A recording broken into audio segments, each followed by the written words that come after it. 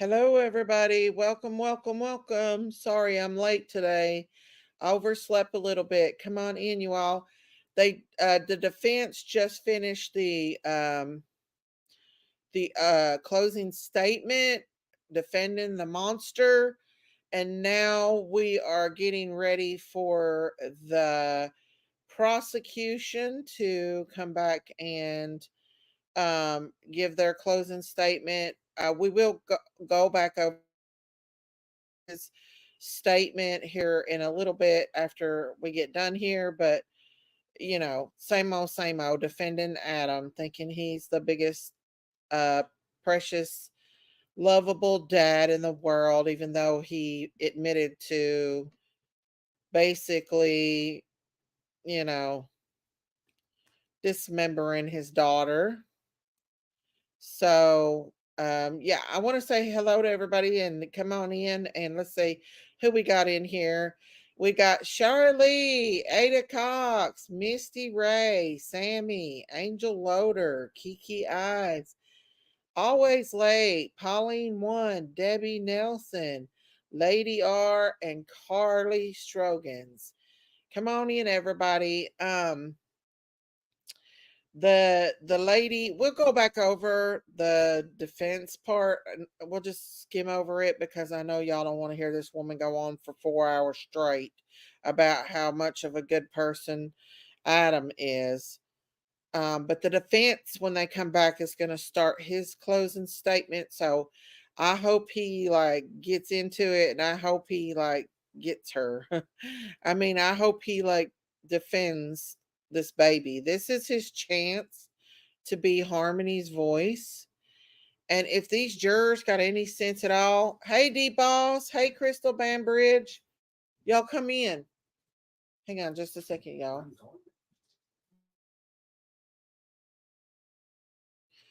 Okay.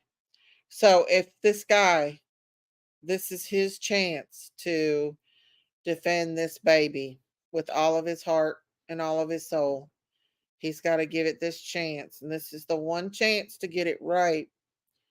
Um, Adam not showing up, I believe, absolutely makes an impact on this case. And so I just pray that Kayla ends up with more charges. Me too. I do too. She basically made that woman, it was disgusting. I listened to the last part of the defense, and the way she was talking about that lady, like the only thing she could say about that lady is that she got defensive when he brought up her charges. Well, okay, but that don't mean she's lying. She didn't get a deal, so why would she lie?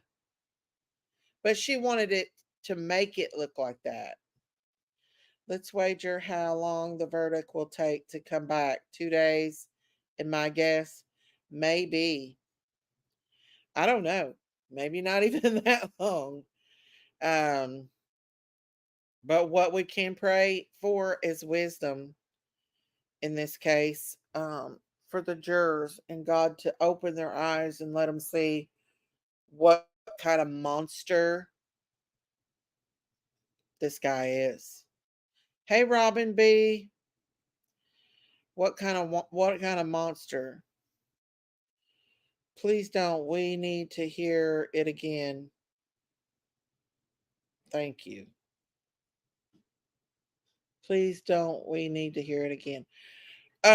We will go over what she has to say. The majority of the morning was her. Y'all, I could not get up. It took everything I could just to get up just now because I've not been feeling the best. And and so that's why I didn't get up an hour or so ago because y'all know I was up late last night and it's hard. And it's an absolute beautiful day. I need to be outside with the critters today, but I do want to finish up this case. Um, Watching the defense was literally painful. The rambling was ridiculous. I know. Hey Don, how are you? We got Don in the house. What's up, Don? We're covering this court case. Hey, D boss. Yes, justice for Harmony. Absolutely. That lady was a messed up there. It was very frustrating. Yeah, she was trying to make it look like because that woman was a criminal that she wasn't credible. Well, guess what? She took her time out and came to court and got ripped apart by this lady because she wanted to defend this little baby. Defend and tell about how this monster didn't like his baby because she reminded him of her mother. So, yeah, absolutely ridiculous.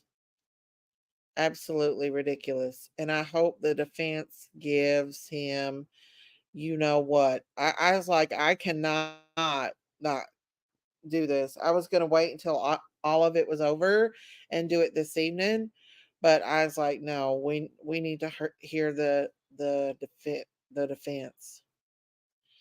Hey Don, that's the first time I've seen you in here in a while. We're doing good. When she said whenever during the closing argument I was about to fell off my chair. I know, she just thinks that, oh well, he loved his daughter. He wouldn't have fought for her for 4 years if he didn't love his daughter.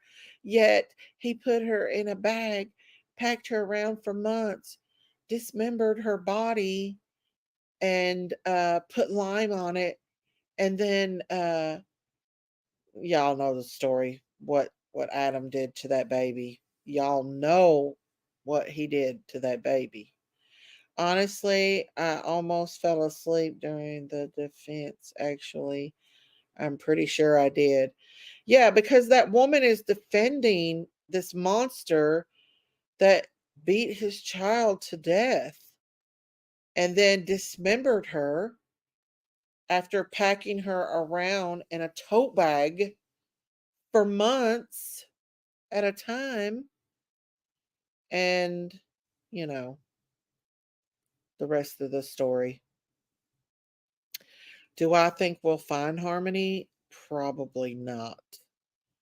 I think Adam, well, they said it was 50 miles one way. So he took her way away. Hang on just a second, y'all. Hang on just a second.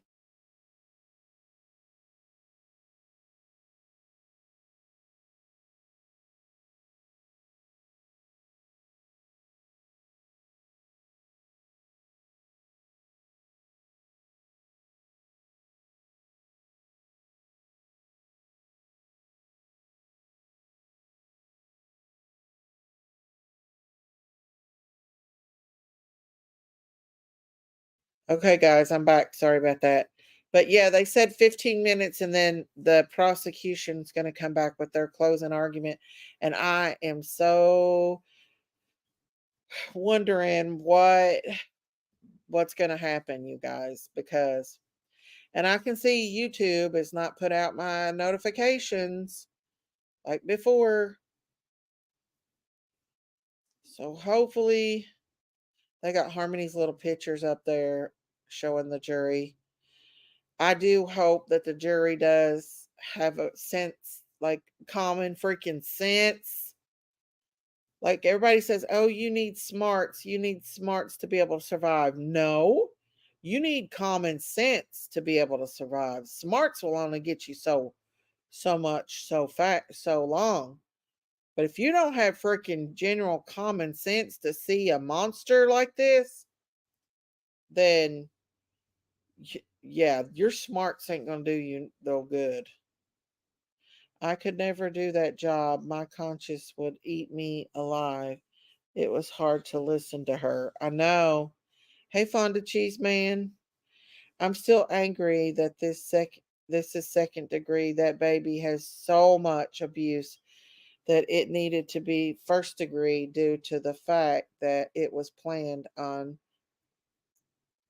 onto the form of punishment she always received. I don't get it because listen, they're going for capital murder on little Audrey's case, like death penalty. That's death penalty. And this guy gets a second degree murder slap on the wrist, which I do believe Adam will never get out of jail. I pray he never gets out of jail. He's a freaking monster. His father did die over the weekend, overdosed. That did come out. I am watching court TV, but his father did overdose and die over the weekend. So he's lost a lot of people due to the overdose, and his girlfriend, and then alleged, we don't know that for sure, but we do know that his dad did die over the weekend, and it was an alleged overdose. We don't know if that's what it was. But for Adam to be the monster that he is, someone someone had to have taught this man to be that way. That don't just come from um they just don't come from generalized. Hey, life's a dance. I hope you're feeling better, honey. I'm so sorry you're sick and in the hospital. Get better. We had no idea, honey. None whatsoever. I hope you start feeling better, and prayers for you. And I'm sorry you're sick, honey. Just focus on getting better. But yeah. If I was Crystal Sorey, there's no way I could sit during this trial. When Kayla come up there, I'd want to get her. You're getting better? Good. Just rest and relax and just try not to listen to the crazies on these YouTube streets. Just don't get stressed out. Just feel better. Y'all, let's also pray for Christine today. She's getting that hardcore chemotherapy today, and it makes her feel completely and thoroughly horrible. And we don't know what's going on with. Let me see. Why is there no sound?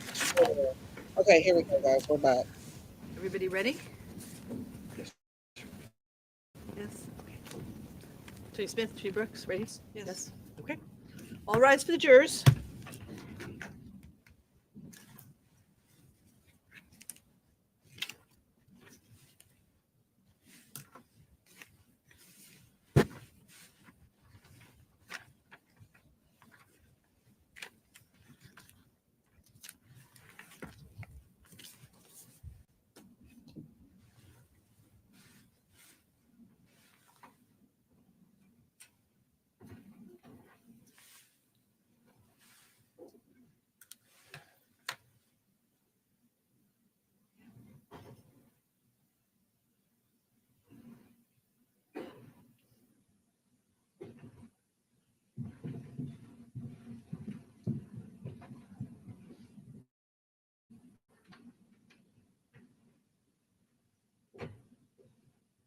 Please be seated. Whenever you're ready. Good morning again, everyone. I want to thank you very much for the time that you have spent in this case, for a journey that we told you back before we took the view was going to be a journey that you weren't going to forget. It has been a long couple of weeks. You have been incredibly attentive, and we are very, very appreciative of that. One of the things you heard just a moment ago from Attorney Smith was that she doesn't get the opportunity to come back up here and talk again. That's true. It's called taking turns. It's something that parents teach children. Beginning, state has to go first, defendant has to go second. At the closings, defendant has to go first, state has to go second. Something very simple that parents teach children. One of the other things that they should teach is if you're going to quote the defendant, if you're going to quote a witness, you have to make sure that you're accurate. So I'll apologize in advance, but let's quote people accurately. I fucked up. Again and again and again. I fucked up. I fucked up. That's what the defendant, his language that he used when he told Travis Beach at the night he got the U-Haul, the night that he disappeared Harmony's body, to whatever place it is now, where he knows it is right now to this day. His words, I fucked up. Not she, not we, not Kayla. I fucked up. Singular, personal, solo. That's the defendant's words. Defense counsel got up here in openings and said that you'd hear evidence that Adam Montgomery was out in the middle of the night doing his business when something happened and Harmony died. If that were so, the defendant never would have told Travis Beach, I fucked up. Adam Montgomery was no loving, caring parent, but an enraged tyrant who had no business being around young Harmony. So together, let's look at the actual evidence, the actual quotes of what you saw and heard as we look at all of the charges that you're going to deliberate on that encapsulate what the defendant did do, and talk about the evidence that you've seen tells you what he committed. And we'll start first with what the defendant's telling you in opening arguments. And now that you can and should find him guilty of abuse of a corpse and falsifying physical evidence. Let's set that as the baseline. Let's start there. Let's see what that actually means before we look at how he committed each one of the crimes charged, not just the ones that he feels are going to distract you from the rest of the nightmare that he's responsible for.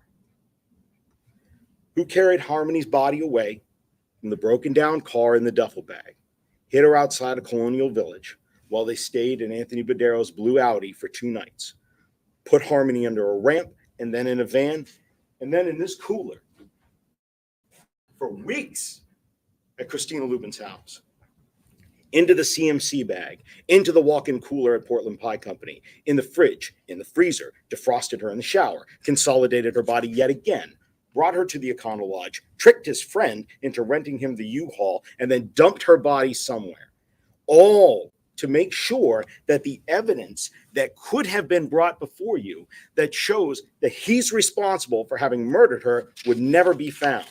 And he says you can and should find him guilty of those 2 crimes, of abuse of a corpse and falsifying physical evidence for this. He doesn't dispute this.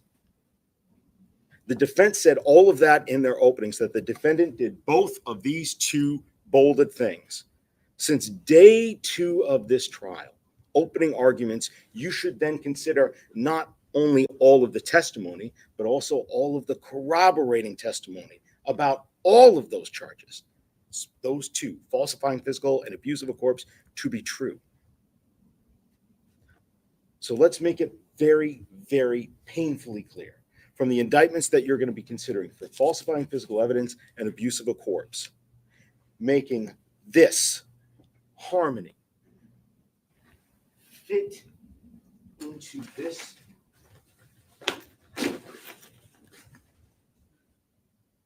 and disappearing her body in the condition that it could not be found for a trial like this one.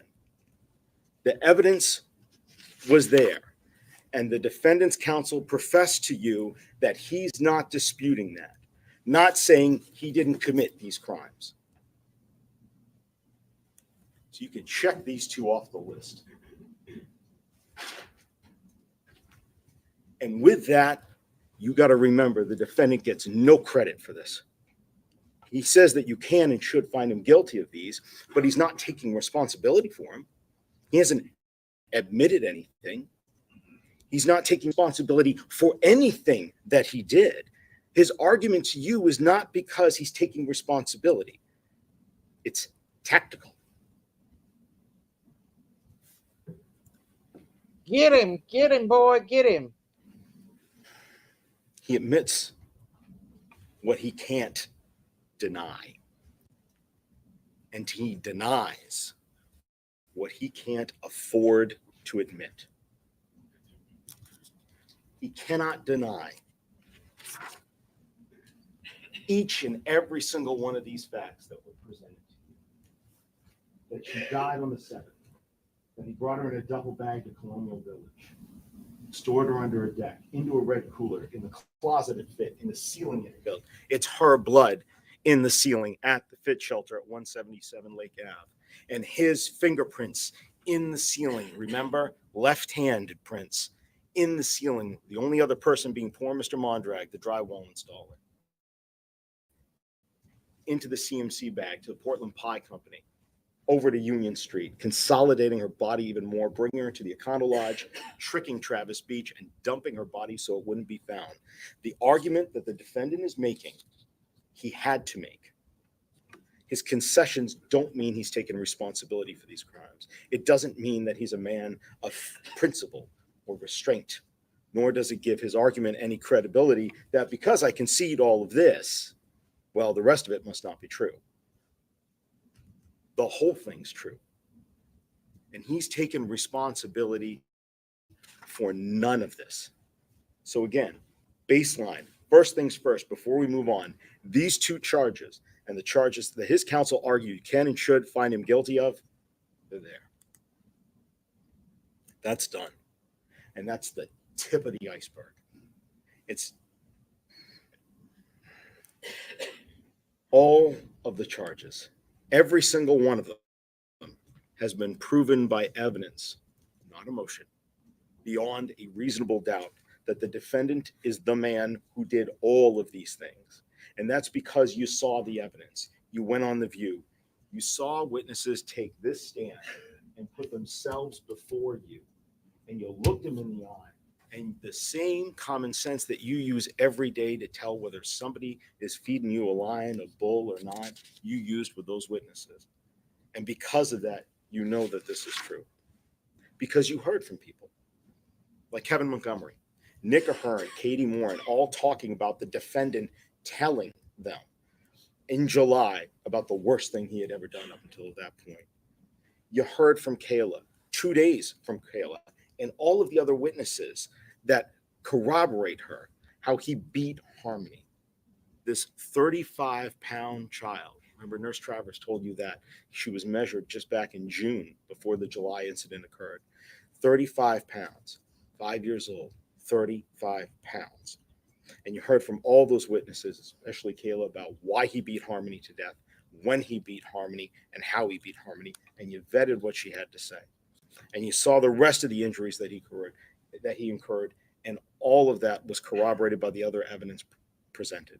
Corroborated in ways that we'll explore that the witness never could have possibly known there was other evidence out there that supported them. Not when the defendant started telling investigators what happened and how the defendant beat the life out of Harmony. And then beat and manipulated and controlled Kayla afterwards to make sure that she stuck to the story so he would not be held accountable and the evidence of his crimes would not be found. So when he says that you can find him guilty of these, understand that these two are but a part of the whole of his criminality, of how he murdered Harmony as well. When he said this to Travis Beach, it wasn't for part of that. It was for the whole of taking Harmony's life and beyond. Don't forget what he's saying that you ought to convict him on as well. That the falsifying physical evidence and that the abuse of corpse are unto themselves evidence of the crime of murder. He's a murderer.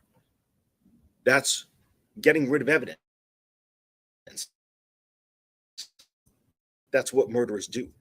They get rid of evidence that would show others what they've done. They think no body, no evidence, no conviction.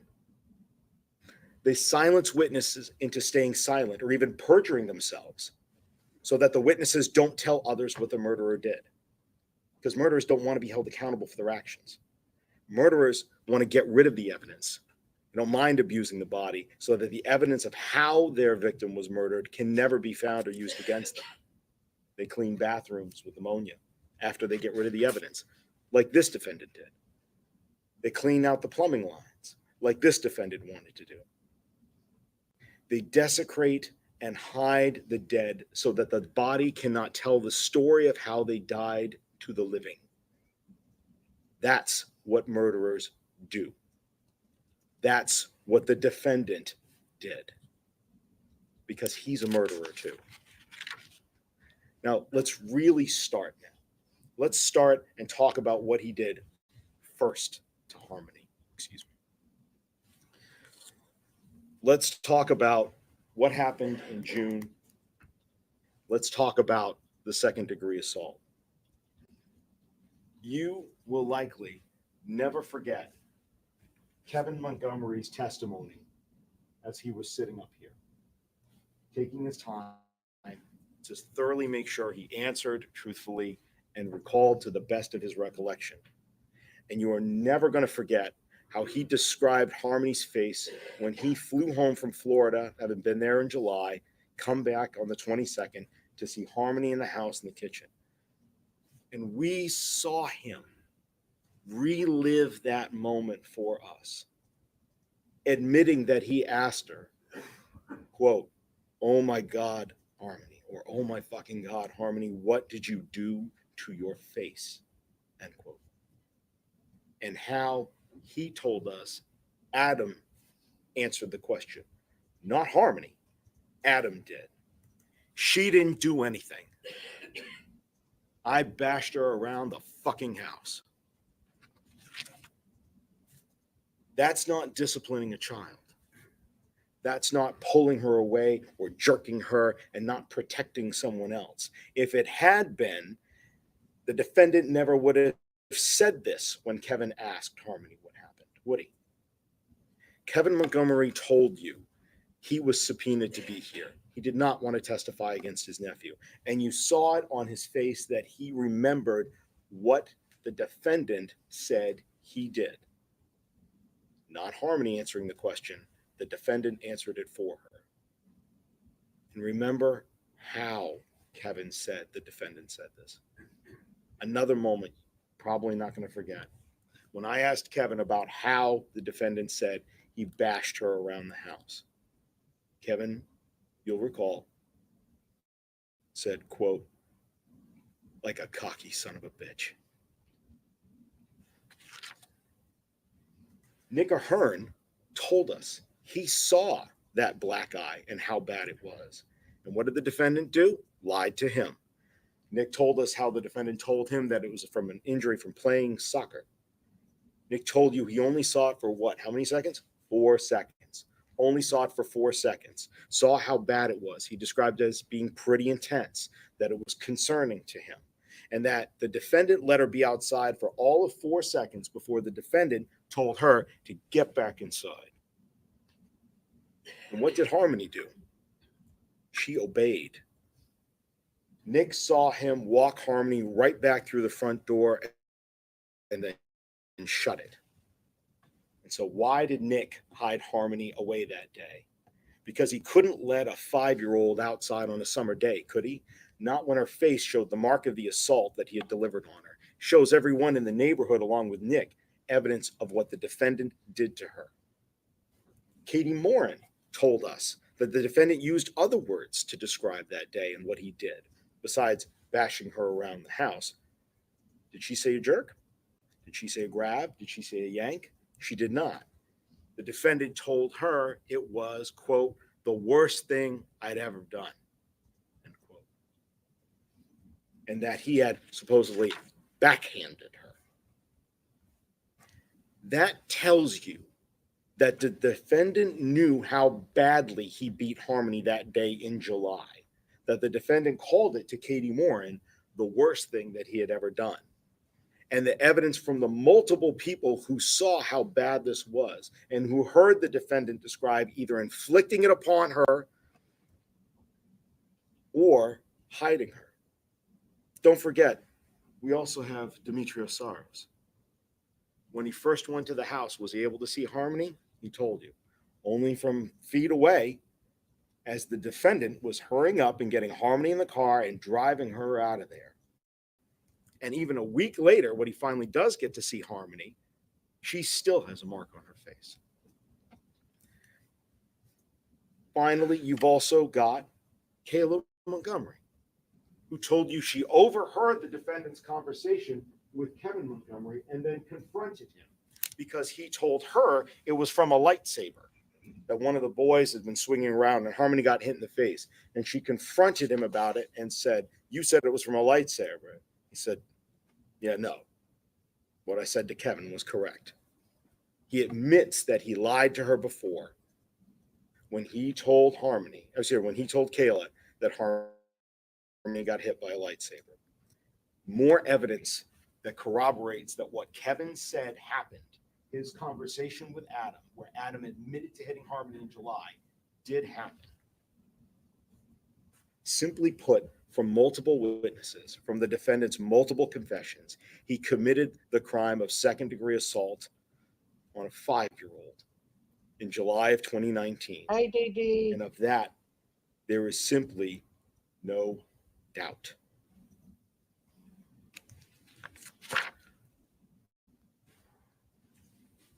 That being said, now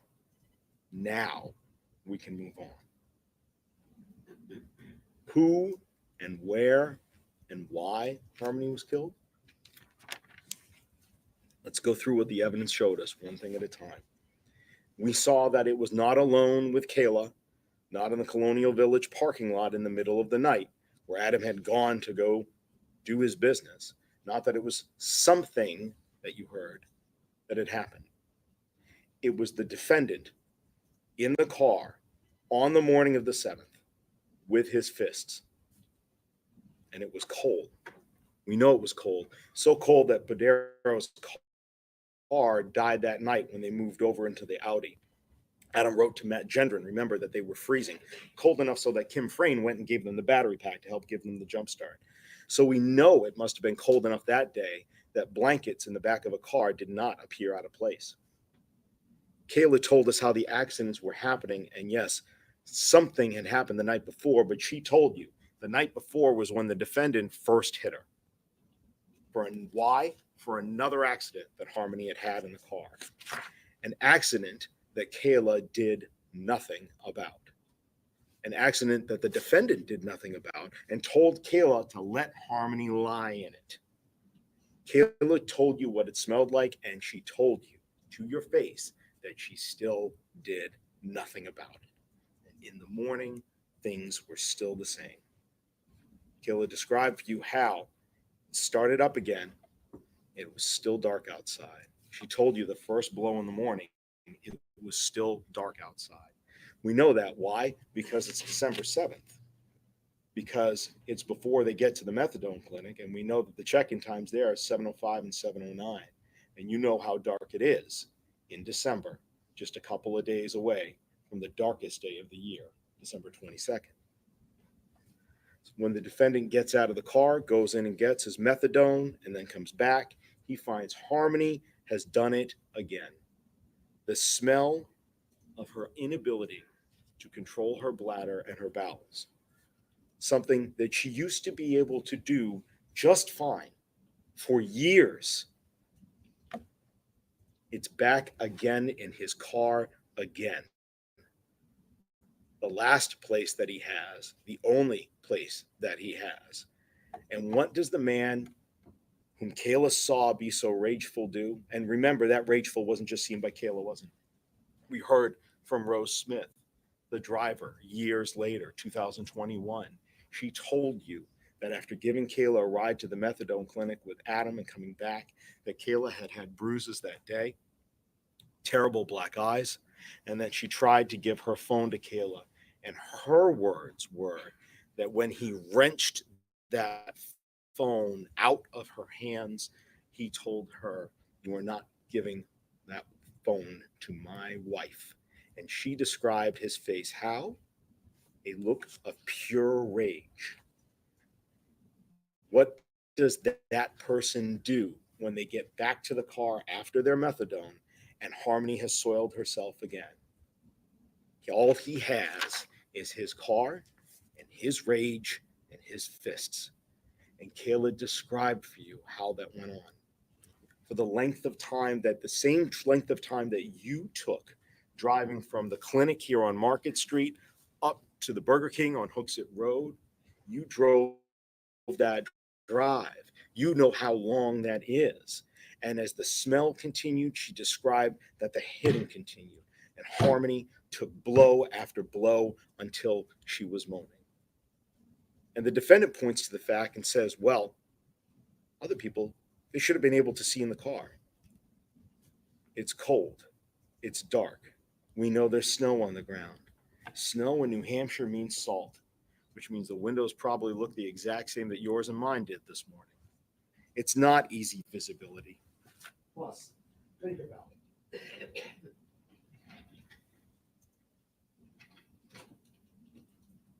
Doesn't take a lot to be able to punch down on a 5-year-old, 35-pound child and make sure that it's below the windows.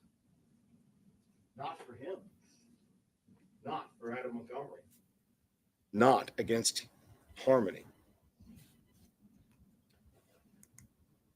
Not in that car. And you saw from the Walmart video and the video from Officer Stanzel, when they first approached the defendant, when he was trying to find where Harmony was, you saw from that how the defendant looked. Remember him at Walmart. He's not a small or a weak man. He wouldn't need to use much power to inflict deadly force upon Harmony's skull. And you heard it wasn't from one blow of his arm, but several. Take a moment. Let's just take a break and talk about something that defense brought up. The fact that there are other children in the car, and why wouldn't they have been screaming and yelling? I remember that fun catchphrase she tried to get Kayla to say, a cascade of chaos would have ensued. We know young children adapt to their environment like nobody's business. They're frightened by new faces. They're frightened by new experiences or the unexpected, but they're not frightened by something that's familiar. Why would the other children cry if Harmony had been getting hit and punished in the car? After all, this was the second time in less than 12 hours that they would have seen this if they were awake. They would not have been unfamiliar with his rage towards Harmony in that car. The defendant's theory that punishing Harmony for soiling herself would make the other children cry implies that this is unfamiliar to them. And the evidence shows that it is not. Kayla rejected that cascade of chaos every single time it was proposed to her. And both Kayla and common sense tell you that that makes sense, that that's true. Now, when they got to Burger King, the damage at that point had already been done. As Kayla told you, Harmony laid under the blanket. No one went to get help for her. Not the defendant who beat her, not for Kayla either. And what did the defendant say in that moment? Words matter. I think I heard her this time. This time. This time, I think I heard her. I think I did something. Why say this? Because he didn't do nothing. He did something. He took her life in rage over a bathroom accident. And he admitted in his opening that you can and should find him guilty of abusing her corpse and falsifying physical evidence for what he did afterwards to get rid of the evidence, get rid of her, get rid of the evidence that would have shown he murdered her. But it was the evidence of his crime of beating her. I fucked up. I think I did something. I think I hurt her this time. That's what he believed.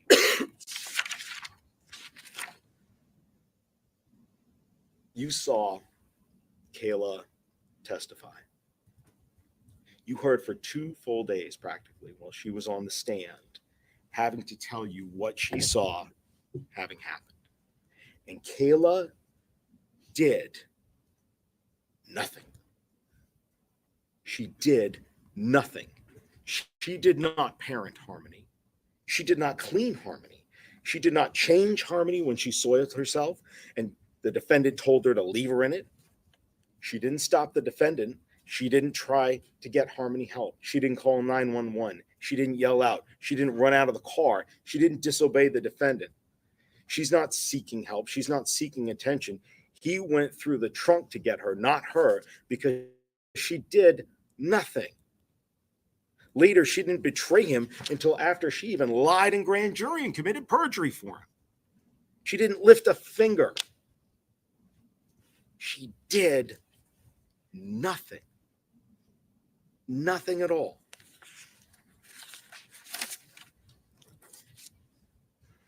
So charge her The ass. defendant too. wants to have their cake and eat it too when they come to describe her. She's an abuser, but she did something in the middle of the night. She didn't see anything here, but she saw it all. She wants the defendant. Oh, she doesn't want the defendant. Believe her grand jury testimony, but don't believe her grand jury testimony, the part where she said she lied. That part you should actually believe, even though she's telling you it's a lie. Want to have their cake and eat it too when it comes to her testimony. Well, you know, she would have been really conscientious when she was shopping for diapers. Because that's, if you're homeless, yeah, that would make sense. You want to go where you can get the cheapest price. She's a drug user. She's homeless. And for Harmony, she does nothing. They want to argue, well, she would have had this instinct to protect that child. Oh, but she did something to her in the middle of the night. She did nothing. We are tested, all of us, just a few moments in our lives to do the right thing, where our character as human beings is tested to do the right thing. And on this test, December 7th, with where Kayla Montgomery was back in that life, she failed. At grand jury, she failed. She still obeyed him. Even though he had run off to Maine with a second girlfriend since then, she still obeyed him. Katie Morin told you that back then, Kayla would have done anything for the defendant. That's what her protector did to her. He had her conditioned so well, physically and mentally, that she kept his secret, and she did nothing. You saw that in her testimony when she told you about doing nothing. And she told you about not stopping him from hitting Harmony. And she admitted unashamedly, without reservation, she didn't try to take Harmony to the bathrooms to clean Hey, her up. sweet and sassy. She didn't try to get her help. No, I think she was a cold-hearted bee. She did just like obey. She was. She took Harmony's body to Portland Pie when he told her to later, sitting her between her two children in the stroller for that 15-minute walk down the street. But she did nothing. You don't have to like her to believe her. You don't have to like what she did. You may have very good reasons for hating her, but that doesn't change the fact that she saw the defendant beat Harmony to death. That doesn't change her credibility on telling us what the defendant did. Just because you believe that her failure to do the right thing is despicable, it doesn't mean that on this, she's not credible. She actually tried to humanize this guy. Remember her testimony? She cried. And she said to you and admitted she still cares about him. Her in prison, Harmony somewhere, only he knows. And she still cares about him. And she admits how she did nothing for Harmony. If she was singing for her supper, like the defendant suggested in their opening, she wouldn't have done that, would she? She'd have an answer for every question, an excuse for every moment that she did nothing. She didn't have that on the stand. She would never have admitted that she didn't take the kids to the bathroom or that she let Harmony sit in it that night. And yet she did. That's someone who's not making up a story to make herself look better, is it? She never would have admitted that when Harmony is covered by the blanket as they get their food from Burger King, that she unceremoniously dumped a breakfast sandwich on top of the blanket. Harmony can open that herself. after the defendant had covered her and smashed her face. And yet, that is what she told you happened. Kayla admitted to you that she did nothing. It's not the face of a person who's trying to make themselves out to be the saint and the defendant to be the devil. That's certainly not a master criminal schemer trying to exonerate her own behavior, as you just heard in closing arguments. She is not like the defendant. She's not admitting that what she can't deny and denying what she can't afford to admit, because if she did, she would have never admitted to her failure to act to protect Harmony. She would have never denied doing the small things. She would have claimed, oh, I did do those. I tried to redeem myself. And how she comes across, how she testifies. What she is a battered woman admitting an inconvenient and terrible truth that she failed in a moment of life when her character was put to the test. She did nothing to help Harmony, nothing to stop her. She didn't kill her. Only the defendant did that. So when defense counsel says that it was Kayla who put Harmony in a duffel bag in the trunk and told Adam about it later, you heard and saw Kayla testify. She did nothing for Harmony, not a thing. And you can't get something from nothing. And the defendant's promise at openings that you'd see she did something remains exactly now as it was then.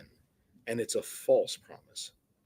You've seen that theory with evidence presented to test it, and it is still without support. It is still without corroboration, and it is still unreasonable to believe because it was the defendant who did something. When you consider Kayla's testimony, don't consider it alone. Consider it with all of the facts that go along with that testimony. Facts such as that she does have an agreement to tell the truth. Defense counsel questioned her and argued that, Good well, she had to morning, give spring the girl. police a Hello. lot more to get out of the additional lies that she said in grand jury. But remember, if she doesn't tell the truth, all of this comes back on her. It's back to square one for her. Her agreement is null and void.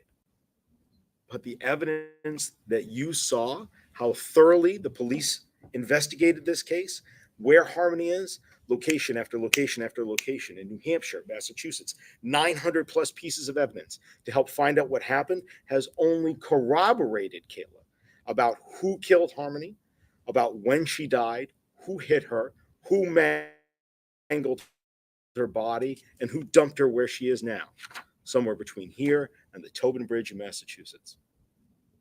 Corroboration, big, fancy, 5-syllable word that stands for evidence that supports that a statement is true.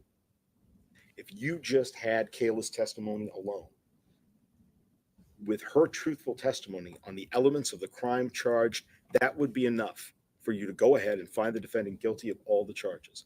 But you don't just have her testimony. You have so much more, because every witness, 50 witnesses that came in and testified to you about and provided evidence, provides some corroboration for Kayla's account of what happened in ways that she never could have known. And that includes testimony and evidence that corroborates her on how Kayla died, how Harmony died, and why the defendant killed Harmony, why her body was desecrated, how Kayla was silenced for so long, and how the defendant discarded Harmony like trash so she wouldn't be found. Let's look at just one example. How do we know that Kayla's telling the truth when she told us how the defendant tried to induce or cause her to stick to his story, to not testify, to not tell people how he murdered and disposed of Harmony? How do we know that Kayla's telling the truth on that, tampering with her as a witness? It's because the evidence corroborates it.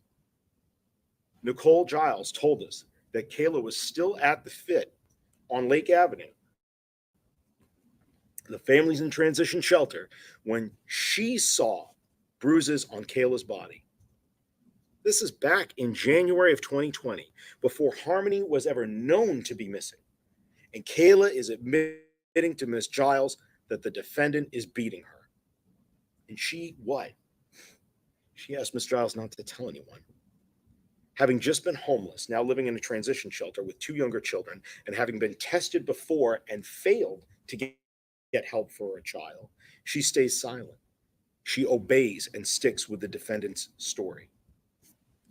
Despite her abuse later, we see that as well from the testimony of Rose Smith, who was giving her that ride for methadone that morning, saw the beating that Kayla had taken the night before.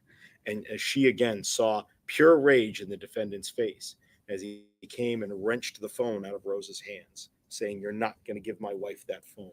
So much so that when you heard and saw Rose testify, you heard her say, ever since then, she refused to drive them around anymore. That she carries pepper spray now.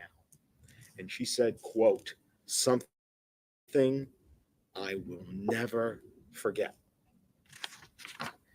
Kayla is under control and doesn't say what happens to Harmony throughout that time period.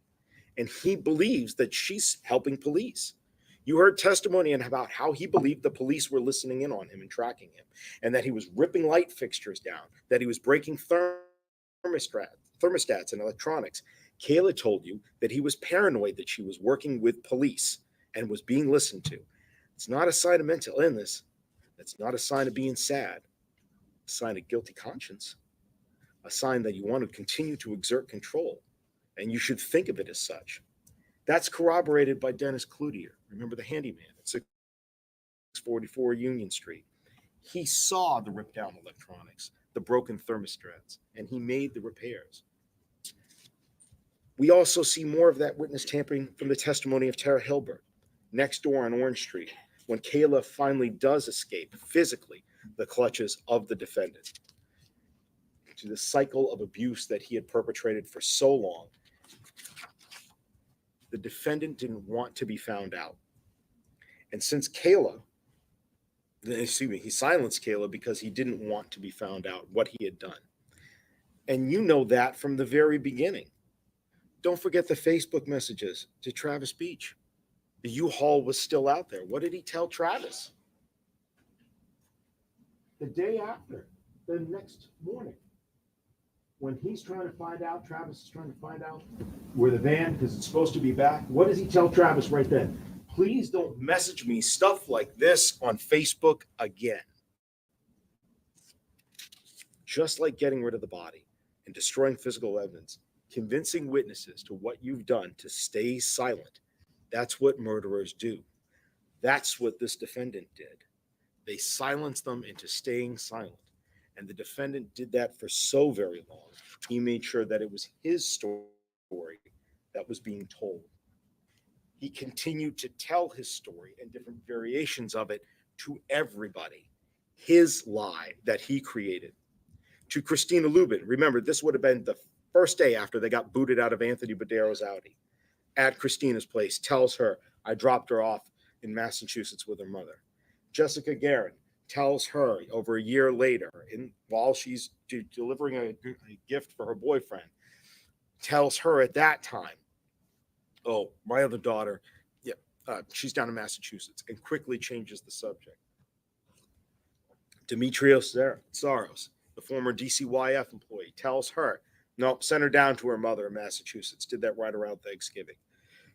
Courtney Garcia, who sees Harmony in the car on Thanksgiving Day and not there just a couple of weeks later. What's the defendant's story? What does the defendant, not Kayla, what does the defendant tell all of these people and tell Courtney Garcia? "Dropped her off at my mother's. She was having bathroom problems." Dropped her off at her mother. She was having bathroom problems. Tells Rebecca Maines, "Dropped her off. Their biological mother doesn't even let me see her."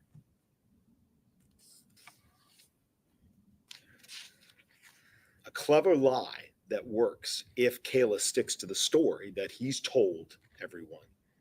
And it did for a long time. That's why Kayla's in prison today.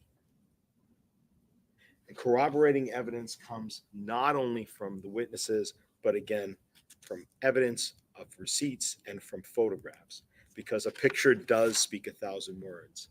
That is not the face of the person who's in control. It's the face of the person who was kept under control. She needed to be kept under control so that what the defendant did to his daughter would not be found out. And it worked for a long time. But all the witnesses who corroborate all testified to a different Goodbye, aspect innocent. of Love seeing you, the honey. control that Have a he good night, exerted Chris. on Kayla and the stories that he told others to stop her from actually working for the police and to stop her from telling police what really happened. That's about what he does to her. But what else corroborates Kayla about why Harmony was killed?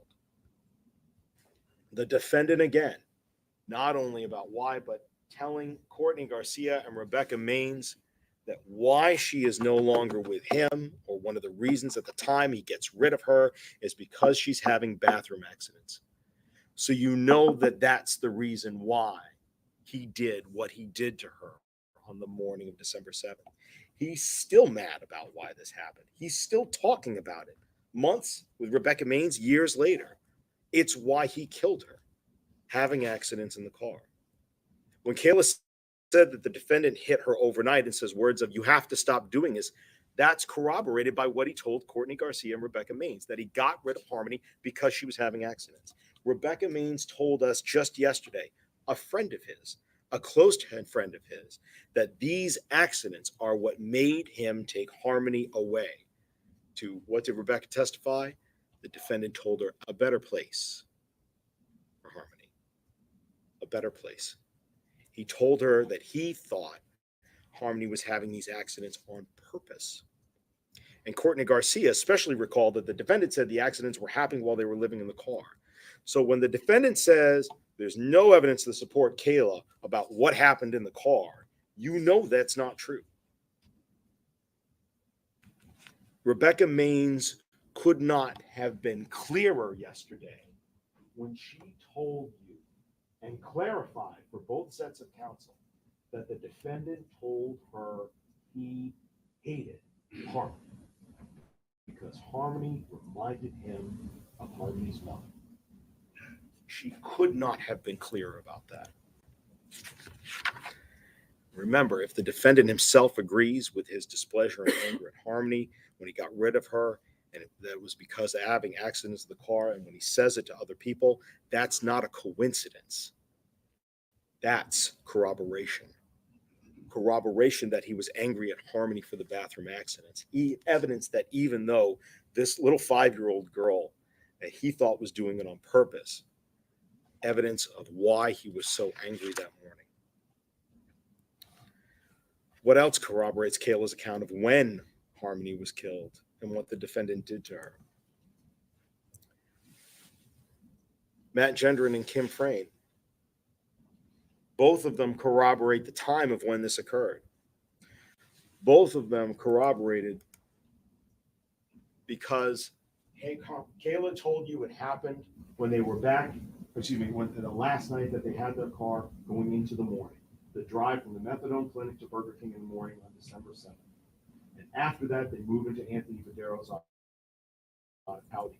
And what do we have on that cold, dark, winter night, December 8th, 2019? Just after midnight, we've got the defendant Facebook messaging away to Matt Gendron as he told you, hey, need help ASAP, please. Need a jump and jumper cables ASAP. I need a jump. My car died. We've been sleeping in our car and the battery, we've been sleeping in our car and the battery just died. My car died. My car, me. And we know what car he's staying in. It's Anthony Badero's blue Audi. We know that from the tow receipt because the car went and got towed by Aaron Sweeney earlier on the 7th. Matt didn't want to go out. Kim agreed to go out, got there with a jumper pack, and when she was there, no Harmony. The two boys get in the car. Harmony doesn't get in the car. More corroboration of when this happened. Separate from Kayla's testimony, separate from the corroboration that what she says is in fact the truth.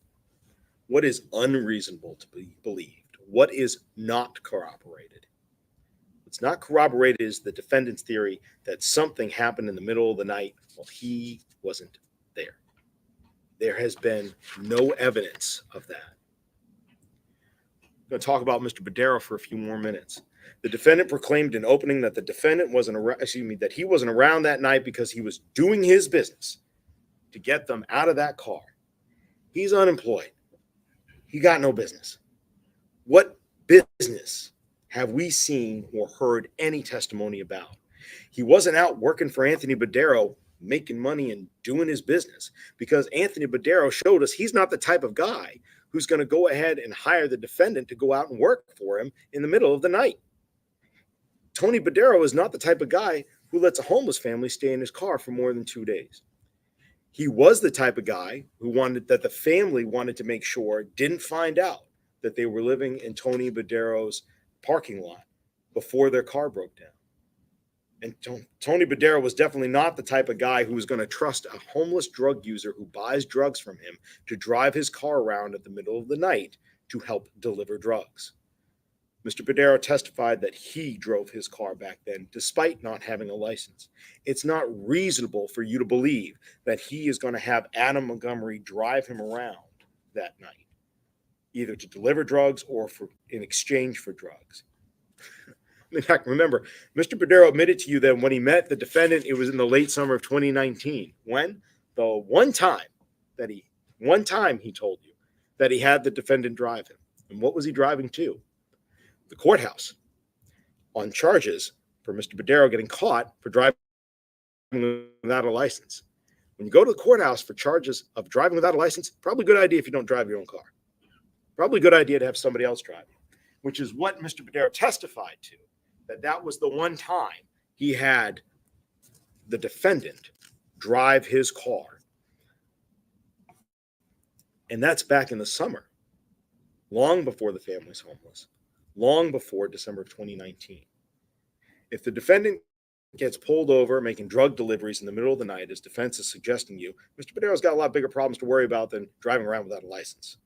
Employing the defendant as his driver is something that Mr. Badero denied, and as you can see from reason, is not something that Mr. Badero would have done. It's not rational. It's also not rational to believe that Mr. Badero would have entrusted the defendant to go out and deliver his drugs for him. From all of the testimony you've heard at that time, you can easily imagine that if Mr. Badero trusted the defendant to go deliver drugs for him, the drugs that got delivered were probably going to be a lot less than what Mr. Badero had promised his customers. Common sense tells you that is not true. Common sense tells you that the defendant, except in his car, with his family, with Harmony, he has no business. He has nowhere else to be. And why did Mr. Badero tell us all this? He also said that the defendant and Kayla, when he saw them, were always together. Always together. And that when he did go outside and see the kids, it was during the course of the relationship. Mr. Badero said when those days, on the out days when they were in the Audi and he went outside, he did not see Harmony. Harmony was not there on the 8th. Harmony was not there on the 9th. And Kayla, as much as got jumbled a few minutes ago in closing arguments, Kayla was clear as well. It's one of the lies that she told you was a lie that the defendant doesn't want you to believe is a lie. She told you in grand jury that she lied and said that, in grand jury, I told Anthony Badero, I know that Anthony Badero saw the kids and Harmony and waved to him every day. I said that in grand jury, and I lied in grand jury. But you just heard in closing arguments that the defendant doesn't want you to believe that that's a lie, even though she admitted that that's a lie. You want to have your cake, and you want to eat it too. That's what the defendant wants. What else is unreasonable to believe? Arguments that, no one would have seen him stuffing her into the duffel bag when the car was pulled over on the intersection of Webster and Elm. Nobody, that could have happened, and for nobody to have seen it, that's impossible. It's easy to manipulate 35 pounds in a rear seat of a passenger when your back is to the sidewalk and the shrubs that you saw there on that section of the road, with a building with very few windows in that section of the road, when it's freezing cold and everyone around you is distracted by the woman who's waving other cars to go around. The physical evidence in the car and the physicality of manipulating Harmony's body show that this is yet another way in which the defendant's theory is unsupported. That his arguments that Harmony died from something other than his hands the morning of December 7th, that is unreasonable. It was he who punished her with his fists that day, and it was he who decided to destroy, alter, conceal, and remove her body from the Sebring to be sure it couldn't be used against him when somebody came asking, "Where is Harmony?"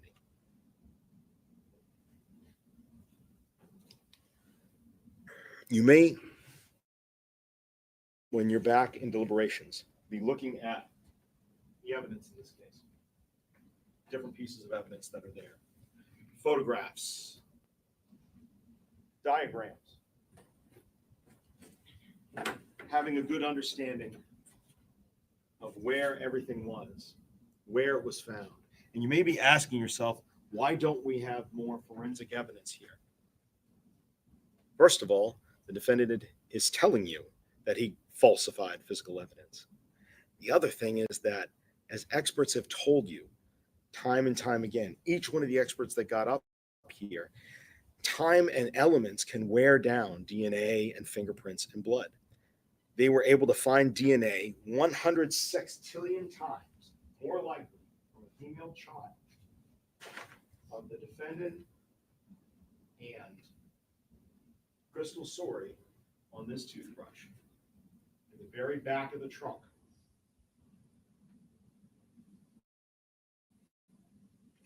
The trunk of the Audi that the defendant abandoned, of the Sebring that the defendant had abandoned. But by being so good in hiding his crimes and in intimidating the one witness, the eyewitness to him beating Harmony to death, by wiping down and hiding and destroying evidence, he was sure that there was going to be less and less of it around. And yet still, from that toothbrush, from the ceiling, the truth prevailed. Sometimes evidence is not always where you expect to find it. We heard testimony about this cooler, Christina Lubin's cooler. This cooler that the defendant kept Harmony's body. We know that Harmony was in there in a bag. We also know from Christina Lubin that she used to put money in there, and she had put money in there recently for the defendant to be able to take to help provide for the family. So we know there should be fingerprints on the inside of that, because their fingers definitely would have gone in to take the money. And yet the fingerprints are not there. We know that latent prints sometimes go away. And yet when Kayla Montgomery comes forward and tells you, here is what I know. She finally comes forward in June. She leads everybody. She leads police to the evidence that actually corroborates, and in ways that she never could have known. She never would have known what was in the fit seal.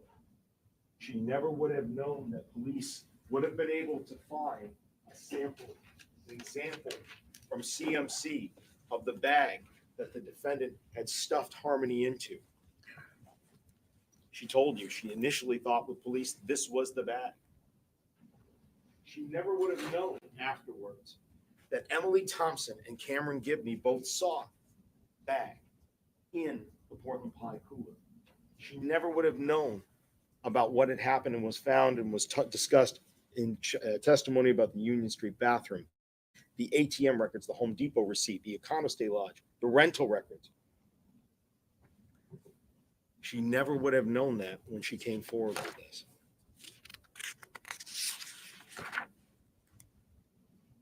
In the ceiling, not even my height, Kayla Montgomery is not climbing up there to be able to look and see that there's something still in that ceiling. Part of all of those different things and what happened, you should also go ahead and consider what Kayla said afterwards about the forensic evidence that she could not have known would have corroborated her. You heard about the bag of lime. It's not the fanciest looking bag of lime up there, is it? But that's the one that she identified. So let's talk about that for a moment. It's the bag of lime that has the same SKU that had been purchased the day of February 26th. That at 11:20 ATM withdrawal happened at the Citizens Bank, South Willow Street, and 20 minutes later, 20 minutes later, across the street at the Home Depot, that's when there's a purchase of that bag of lime. That SKU number specifically was found, as was testified to by the gentleman from Home Depot. A purchase of lime by a person who doesn't own a lawn and has nothing to fertilize in the middle of the winter. Common sense tells us maybe the defendant really wanted to get some lye, L-Y-E, like you would find in Drano, breaks down organic material, rather than lime to make your soil doesn't lower the pH, it raises it, makes it less acidic. But the lime purchased at Home Depot 20 minutes after the ATM transaction. And what was it purchased with? A grinder, a blade, that purchase, and a battery, excuse me. That's not a coincidence. Again, that's corroboration. Corroboration that when the defendant talked about how he wanted to get rid of Harmony's body, when they got their tax refunds in their account, that's what he did. So when she told you, we heard about this a moment ago in cross-examination, when she told you that she had seen this grinder new in a box at some point, believing that she had seen it at her mother's house earlier on, when the defendant said that was the kind of saw he wanted to use to get rid of Harmony's body. And then when you heard that Christina Lupin doesn't own this kind of saw, it's a grinder. She does woodworking. This is not a woodworking tool. It's for grinding metal. You have to ask yourself, where is it that Kayla saw this grinder new in a box? Where was it? Again, not the lie of a master schemer, is it? Why would she concoct that out of thin air, as the defendant's arguing? Why say that that's the grinder or saw that he discussed when she knows and testified to you already that there's a corded saw in a box underneath the sink? If this was untrue, if she had not seen this grinder at some point new and in a box, if she was singing for her supper, she would have instantly just said, oh, yeah, it's the saw that we have down there. Saw the whole thing. That's what happened. Yeah, detectives, that's the saw. But she didn't do that. She identified the grinder. She said she saw it new. She remembers it because that's what the defendant talked about wanting to use on Harmony. If she didn't see it at Christina Lupin's house, and the only other place you can reasonably conclude is that she saw it at Union Street, along with the bag of lime, and she doesn't remember it clearly. That's the only other reasonable, logical conclusion to make. It's not a coincidence that from their account, the money gets taken out and 20 minutes later, this happens. It's corroboration. And the next day, Dennis Cloutier is over at the house. The next day, trying to snake the drain, as asked by the defendant. And who did he say is pacing behind him while he is trying to snake the drain? The drain and the drain cover that's already been off. Is it? No, it's not Kayla. It's the defendant, he said. Just the defendant who is pacing behind him. More evidence that Kayla would never have known corroborates what happened. More and more and more. She could never have known that there would be Easy Pass toll records of the same rental vehicle going back and forth, as Trooper Hernandez told us, through the Tobin Bridge on the night that he left to get rid of the body with the U-Haul. She could never have known when she told police what happened, that those records were there, and that lo and behold, the odometer. We just had a new baby, you guys. Cookie just had a baby goat. Common sense tells you that. She didn't know that. She My didn't husband know just that told that me it just corroboration popped existed. out. Because it's real Nobody reasonable to knows. think that Kayla would tell and enable police to find other evidence that she did something. If she was the one that who had killed Harmony, like the defendant wants you to believe, she would never have done any of this. The theory does not fit. And I want to jump to another reason why this theory does not fit. He's shown us that he's not the type of person that would have allowed this to happen under his theory. He's argued to you that he's a caring parent, despite what we've seen from the rest of the evidence. But his theory is, in fact, this, that they had planned for hours what to do with the body, and that the plan was to carry her around for months and store her in different places, and then finally do something eventually whenever we get enough money for a grinder. It doesn't make sense. His theory is also that he was such a caring parent that he came home in the middle of the night from taking care of business to discover that his 5-year-old that he fought to get custody of is dead while left in Kayla's care. She just he had the baby. She's cleaning it up takes it. right now. He doesn't react. Nelson said it just He doesn't come out. rage. His We don't theory know is what that it he is doesn't hit Kayla or yell or scream so others can hear, is that he just sits in the car for the rest of the day and night and takes it, goes to the methadone clinic at 7:04 like it's nothing in the morning and takes it. That's his theory. That's not him. That's not who we've seen. That he would show indifference towards Harmony's death.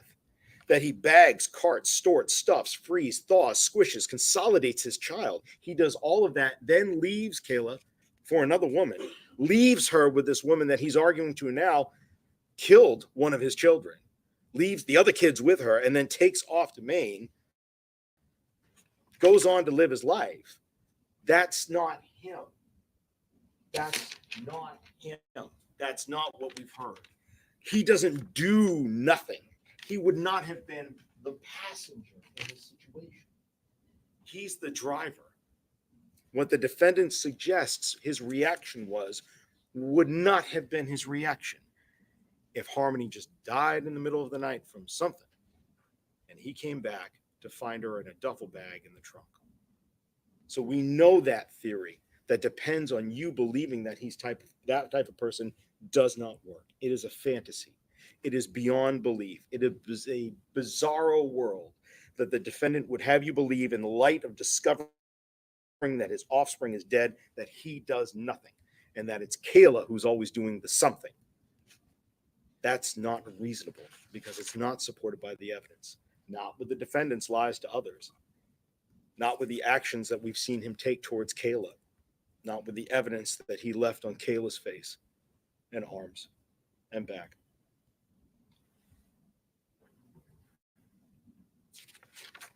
And he lied to others too. He lied to others too. Who's the one that's getting rid of the phone? He's got his new girlfriend, Kelsey Small, to get rid of the phone. You saw from the other video there, he doesn't put himself in front of the camera. In fact, you probably saw when he first walked in, he had half a hand over his face. The video's there. You can look at it if you'd like when we go back into deliberations.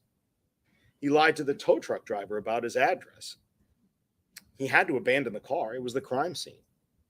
He told the tow truck driver, I live at 77 Guilford Street. You know, he doesn't live at 77 Guilford Street. Told the tow truck driver, I got no phone. We know he has a phone. He used it that night to Facebook message Matt Gendron to try to get a jump for the dead car. He lies to get rid of things. He tries to continue to hide. He tells Travis Beach, don't send me this stuff on Facebook. He certainly does have a cell phone during that time. He wants to get his car away from him as fast as possible. What better way to abandon it? Just tell the tow truck driver you don't have the phone and don't worry about it. Let him get rid of the evidence because he's telling you now that he's guilty of getting rid of it. Oh, thank you, Debbie Nelson. Thank you. She's cleaning the baby up right now. I'm getting ready to go up there. The defendant admitted only to I'll what be showing he y'all. had, I'm sorry you missed the which to birth. you Thank or you for I being would be with it unspeakable instead. acts to Oh, do to thank you, any human Debbie. being, let God alone a bless small you for child, that. let alone your own flesh and blood. Thank you, thank you, thank He you. says in his arguments you should find him guilty of altering, destroying, concealing, and removing Harmony's body. And he admits this why? Woo. Because he thinks Thank you're you, going to be Debbie. fooled. His counsel questioned Kayla with the legal principle, and I'm sure you remember it. He was asking Kayla about her petty theft from Dunkin' Donuts. Well, you took some responsibility of it. You took the lesser way out of the problem so you wouldn't get a more serious charge. That's what he thinks that you're going to let him do. He thinks if you'll let him slide on the murder, if he admits to what happened afterwards, because he knows the evidence of that is overwhelming, that you'll let it go on the other two. He admits what he can't deny. He denies what he can't afford to admit. And the only part of Harmony that we have left will be sitting in that deliberation room with you on that pink toothbrush and outside here in this part of the ceiling wall that's there. And the other parts of her body, her rest of her torso, her face, her eyes, that smile, only the defendant, as we all sit and stand here today, knows where they are. And he can't afford to admit to you that he knows where they are because the evidence contained on them will show that he caused her death. So she won't get the burial that everyone deserves. She doesn't get a headstone in the ground above the head that he battered. She doesn't get to be at peace in death because of what he did, because he can't afford to tell anyone where she is. She doesn't get dignity. She doesn't get peace because this man did nothing. He didn't do nothing. He did something called murder. And because he says trying to find her is a waste of time, that trying to find her is a waste of taxpayer money, that's what he thinks of her. That's what he thinks of what he did. That's what he thinks of you now. Efforts to find where he put her and what he did to her and why he killed her, they're a waste of time to him. His words, you heard them. To find the child that he murdered and the evidence that he hid. He believes Harmony's life and death are a waste of time and that they weren't anything to him and that he dumped her like trash. This is what you've seen in the evidence. This is what you've heard the defendant say when you consider whether he has an extreme indifference to the value of Harmony's life when he killed her. He had no value for her life when he killed her. He took an innocent life, a child, for no reason other than his rage and his indifference and his ignorance and his lack of humanity. Because this trial is about Harmony Montgomery. And you sat here and you were so attentive to every moment, every terrible fact. You watched the eyes and the voices of every witness, and you know it's not about quantity, it's about quality. How they testified, how they looked at you when they answered questions on cross and Hey, direct. Yorkshire. Hello, hello. That was not a waste of time. Only Hey. Harmony's killer would say that finding her is a waste of time. That's bearing witness is what you have done. New baby the born on the truth. farm. And that's a front row seat on what this man perpetrated on Harmony and her body and the truth from being shown to you, who cowardly runs off to Maine to distance himself from the scene of his crimes, who runs with Demetrios, comes to the house and could see that bruise on her face. And even then, a week later, Demetrios still saw marks of her after the defender had bashed her all around the house. The man who complains about tracking down leads in Arizona as a waste of effort to prove something. Yes, that's what people do. That's what this community, this state, this nation, this society do. We go to find and protect life. Every one of us, whether you wear a badge or you don't, you seek to protect children, to put the next generation above your own. That's what a father does. That's not what the defendant wanted, because he is not Harmony's father. He has forfeited that right. to even claim that title or call himself her father.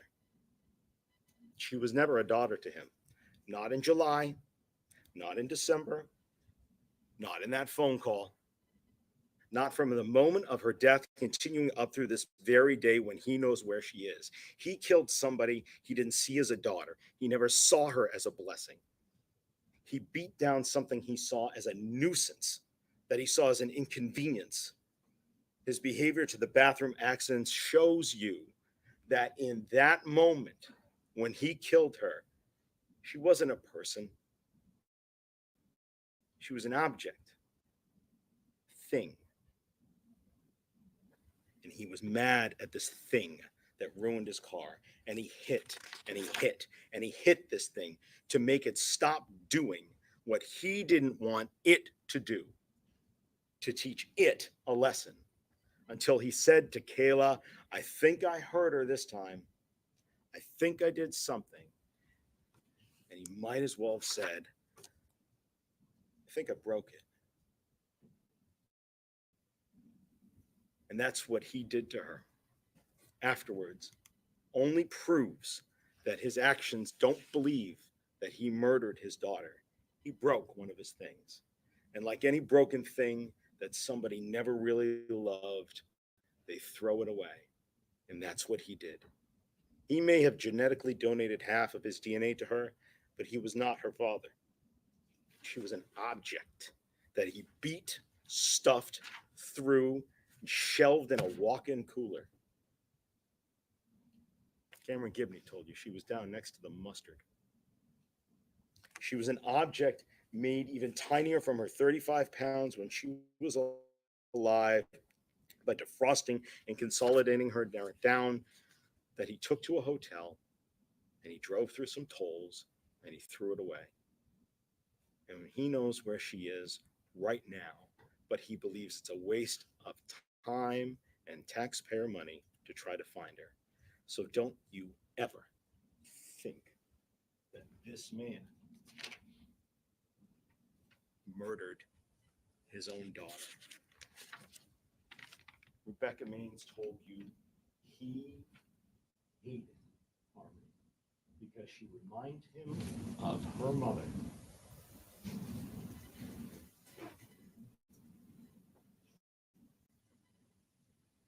Defense counsel told you to go ahead and put a motion aside and look at the facts. Look at the facts. Look at the facts and call him a killer. Put a motion aside, look at the facts, and then you can call him a tyrant. And you can call him rageful. Those descriptions suggested to you, maybe evil.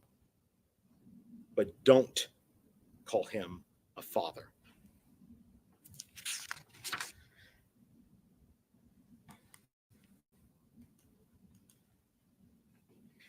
It's time now for you to hear the court's final instructions, to then go back into that room and deliberate all the evidence that you've seen, and to hold the defendant responsible for everything he did in July of 2019, in December of 2019, and afterwards. You promised both parties in the court during jury selection that when proof had been shown beyond a reasonable doubt of all of the elements of the crimes, that you could and would hold the defendant responsible.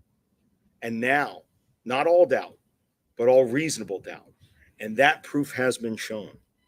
You promised us during jury selection that you did that, and you would do that, and you saw Kayla testify. From that alone, you've got sufficient evidence to convict him of every charge, but you don't have to take her word for it, because we've just talked about and you've seen for 2 weeks all of the evidence that corroborates and gives you what you need to find him guilty on each and every single one of these charges. We saw in this courtroom that Kayla is not lying about who hit Harmony. And there is no doubt about how Harmony was hurt in July, who killed her in December, what was done to her body and who did it, who falsified physical evidence, and how the defendant kept Kayla quiet. He's guilty of second-degree murder for recklessly causing Harmony's death with extreme indifference to the value of life, because you've seen beyond even that standard. He had complete indifference to the value of her life. Kayla did nothing. He did a lot of things. He did something, he said. It's called murder. It's called assault. And he's guilty of every single one of those charges in front of you. And so I ask you to hold him responsible for that truth and what you've seen in the facts, what you've seen, what you've tested, and what you've heard has been proven. Find him accountable and find him guilty on every single one of these charges. And I thank you so much for your time today.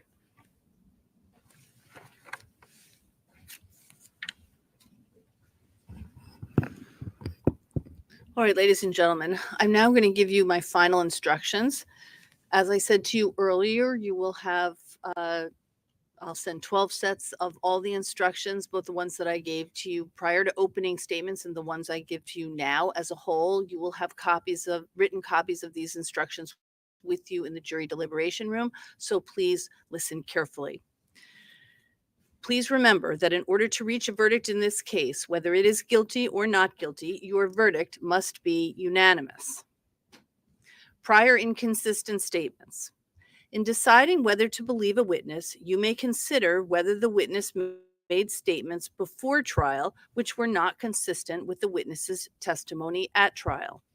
Thus, if the witness made an inconsistent statement before trial, you may use that statement in deciding whether to believe that witness's trial testimony. Keep in mind that you may not use the statement made before trial as proof that the facts in the statement are true. The statement made before trial is only to be used by you in deciding whether to believe a witness. There are, however, two exceptions to this general rule that prior statements may only be used in assessing witness credibility. If the statement made before trial was made by the defendant or by a witness under oath, then you may use that prior statement as proof that the facts in the statement are true. I'm now going to discuss the definition of a crime and the crimes with which the defendant is charged. The definition of a crime. A crime is the breaking of a law for which the law provides punishment. All crimes have at least two parts, an act and a criminal state of mind. In deciding whether a person is guilty of a crime, you must determine both what the person's actions were and what his state of mind was. For a person to be guilty of a crime, he must have physically acted to do something that is criminal, and he must have had a particular state of mind. Unless a person both acted to do something that is criminal and had the required mental state, that person has not committed a crime. That means that if a person either did not physically act to do something criminal or did not have the required mental state, then he is not guilty of a crime. To understand how mental state works, consider this example. Suppose two automobile drivers hit a pedestrian who was crossing the street. Suppose one of the drivers hit the pedestrian deliberately, whereas the other one did so out of carelessness. The two drivers would be of different crimes, even though they both committed the same act, because each had a different mental state. Proof of intent. To prove that the defendant has committed a crime, the state must first prove that the defendant did certain acts, and second, that the defendant acted with a certain intent. Whether the defendant acted with the particular intent charged is a question of fact for you to decide. Keep in mind that there is often no direct evidence of intent because there is no way of examining the operation of a person's mind. You should consider all of the facts and circumstances in evidence in deciding whether or not the state has proven that the defendant acted with the intent as it is charged in the indictment. Multiple indictments, one defendant. Each of the indictments against the defendant constitutes a separate offense. You must consider each indictment separately and determine whether the state has proven the defendant's guilt beyond a reasonable doubt. The fact that you may find the defendant guilty or not guilty on one of the indictments should not influence your verdict with respect to the other indictments. The charged offenses. Charge ID 1937947C. The defendant is charged with the crime of second-degree assault. The definition of this crime has three parts or elements. The state must prove each element beyond a reasonable doubt. Thus, the state must prove that 1, the defendant caused bodily injury to Harmony Montgomery, and 2, Harmony Montgomery was a child under the age of 13, and 3, the defendant acted knowingly. Certain words in the definition need to be further defined. Knowingly. A person acts knowingly when he is aware of the nature of his conduct or the circumstances under which he acted. The state does not have to prove that the defendant specifically intended or desired a particular result. What the state must prove is that the defendant was aware of the nature of his conduct. Charge ID 2027112C. The defendant is charged with the crime of second-degree murder recklessly with extreme indifference to the value of human life. The definition of this crime has 3 parts or elements. The state must prove each element beyond a reasonable doubt. Worried. Thus, the state must prove that 1, the defendant caused the death of Harmony Montgomery, and 2, Harmony Montgomery was under the age of 13, and 3, the defendant acted recklessly under circumstances showing an extreme indifference to the value of human life. These are the elements of the crime of second-degree murder recklessly with extreme indifference to the value of human life. Certain words in the definition need to be further defined. Recklessly. A person acts recklessly when he is aware of and consciously disregards a substantial and unjustifiable risk that his conduct would cause a certain result. The risk must be of such a nature and degree that, considering the circumstances known to him, its disregard constitutes a gross deviation from the conduct that a law-abiding person would observe in the situation. There are several components of a reckless mental state that the state must prove. 1, the defendant was aware of a substantial and unjustifiable risk that his conduct would cause a particular result. And 2, the defendant consciously disregarded the risk. In other words, he elected to disregard the risk and take the chance that his conduct would cause a particular result. It is not enough for the state to prove that the defendant failed to become aware of the risk involved. The state must prove that the defendant was aware of the risk and consciously disregarded it. And 3, from what the defendant knew of the circumstances, his disregard of the risk was a gross deviation from what a law-abiding person would have done under the circumstances. The key words here are gross deviation. If you find that the defendant's actions were unreasonable or thoughtless, that is not enough. To find that the defendant acted recklessly, you must find that his disregard of the risk was a substantial departure from what a law-abiding person would have done under the same circumstances. For a killing to be second-degree murder, the defendant must not simply act recklessly, but rather must act recklessly under circumstances showing an extreme indifference to the value of human life. This means something more than merely being aware of and consciously disregarding a substantial and unjustifiable risk of death. The risk involved and the disregard must be so blatant as to manifest extreme indifference to the value of human life. Charge ID 2027113C, falsifying physical evidence. The defendant is charged with the crime of falsifying physical evidence. The definition of this crime has 3 parts or elements. The state must prove each element beyond a reasonable doubt. Thus, the state must prove that 1, the defendant believed that an official proceeding or investigation was pending or about to be instituted. And 2, the defendant altered, destroyed, concealed, or removed the body of Harmony Montgomery. And 3, the defendant's purpose in committing that act was to impair the verity or availability of the physical evidence in the proceeding or investigation. Certain words in the definition need to be further defined. Official proceeding means any proceeding before a legislative, judicial, administrative, or other governmental body or official authorized by law to take evidence under oath or affirmation, including a notary or other person taking evidence in connection with any such proceeding. The term purposely. A person acts purposely when his conscious object is to engage in certain conduct. The state must prove that the defendant had the conscious object to engage in this conduct. The key words here are conscious object. To have a conscious object means to have a specific intent. It means that the defendant desired to engage in certain conduct. It is not enough for the state to prove that the defendant knew or was aware of what he was doing, nor is it enough for the state to prove that the defendant created a risk of injury or harm. To prove that the defendant acted purposely requires more than that. It requires proof that the defendant specifically intended or desired to do a particular act.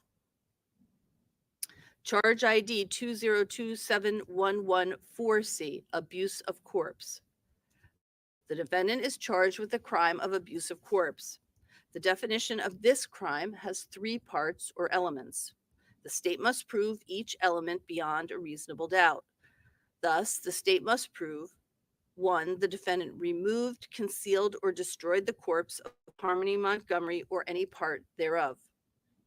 2, the defendant acted unlawfully. And 3, the defendant acted knowingly. These are the elements of the crime of abuse of corpse. Certain words in the definition need to be further defined. That word is knowingly. I've already read you the definition. In the instructions, I just refer you back to the definition that I gave you of knowingly. So it's the same definition that applies here. Charge ID 2027115C, tampering with witnesses and informants. The defendant is charged with the crime of tampering with witnesses and informants. The definition of this crime has three parts or elements. The state must prove each element beyond a reasonable doubt. Thus, the state must prove that the defendant believed that an official investigation was pending or was about to be instituted. And 2, the defendant attempted to induce or otherwise cause Kayla Montgomery to testify or inform falsely. And 3, the defendant acted purposely. The definition of purposely for purposes of this charge is the same as the definition of purposely that I have already read to you. I won't read it again, but you'll note that that definition is above. It is the same definition that applies to this charge. Those are the crimes that are pending against the defendant and are before you. The defendant's absence at trial. The defendant has been absent from trial. His absence from trial is not evidence in the case. You are not to guess or speculate as to the reason for his absence, and you may not draw any negative or adverse inference as a result of his not being present. You are not to consider for any purpose or in any manner in arriving at your verdict the fact that the defendant was not present at trial. That fact should not enter into your deliberations or discussions in any manner at any time. In conclusion, ladies and gentlemen, let me say that this case is important to both of the parties, the state and the defendant. The principles of law that I have given to you are intended to guide you in reaching a fair result. You are to exercise your judgment and common sense with honesty, understanding, and due deliberation. As I said before, you should decide this case without passion, without prejudice, and without sympathy. It is your highest duty as officers of this court to conscientiously determine a fair and just result in this case. Now, again, as you were instructed during the general selection process, there is a presumption of innocence that applies and continues throughout the trial until the state convinces you beyond a reasonable doubt that the defendant is guilty of each and every element of the offenses with which he has been charged. And the defendant has no obligation whatsoever to prove his innocence in this matter, and that includes the right not to testify if he so chooses. When you have considered and weighed all of the evidence, you must make one of the following findings with respect to the charges before you. If you have a reasonable doubt as to whether the state has proved any one or more of the elements of the offense charged, you must find the defendant not guilty. On the other hand, if you find that the state has proved all of the elements of the offense charged beyond a reasonable doubt, then you should find the defendant guilty. And I remind you that a reasonable doubt is just what the words would ordinarily imply. The use of the word reasonable means simply that the doubt must be reasonable rather than unreasonable. It must be a doubt based upon reason. It is not a frivolous or fanciful doubt, nor is it one that can easily be explained away. Rather, it is a doubt based upon reason as remains after consideration of all of the evidence that the state has offered against it. As I mentioned, we will select a foreperson at random at the end of these instructions. The foreperson acts much like the chair of a committee. He or she should make sure that you take up the issues that I have described and should make sure that each juror has a full opportunity to present his or her opinions and arguments. I suggest that deliberations involve several components. You should each think for yourself about the evidence and the law. You should speak up and let your fellow jurors know your opinions, views, and positions. You should listen carefully and keep an open mind as to what your fellow jurors have to say. And you should make every reasonable effort to reach a unanimous agreement. The verdict that you reach must be a unanimous verdict and represent the considered judgment of each juror. In order to return a verdict, all 12 of you must agree on your verdict. As you deliberate, try your best to work out your differences. Do not hesitate to change your mind if you are convinced that the other jurors are right and that your original position was wrong.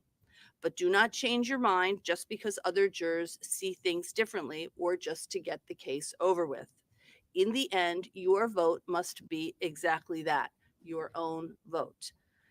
It is important for you to reach unanimous agreement, but only if you can do so honestly and in good conscience. If any questions concerning the law should arise during your deliberations, the foreperson should write the question out and sign and hand it to the court officer. The court officer will bring that to me and I will respond. You should take as much time as you like. You will be given a verdict form to complete. When you have arrived at a verdict, let the court officer know, and you will be returned to the courtroom where the foreperson will render the verdict orally in response to questions that the clerk of court will ask. The jury foreperson may use the jury verdict form in answering the clerk's questions as to each charge. So, ladies and gentlemen, I am going to send back one jury verdict form that has each of the charges and a place where you can record what your verdict is. And that document can stay with the jury foreperson when you are brought back into the courtroom, and the jury foreperson will use that to respond to the clerk's questions. Please bear in mind in your deliberations, there can be no communications with anyone other than the other deliberating jurors in the case or the bailiff. You are not to use your cell phones or smartphones to communicate with anyone, check email, or use the internet. Your verdict in this case must be based solely on the evidence presented at trial and the law as I have explained it to you. We will now select the alternates and the jury foreperson.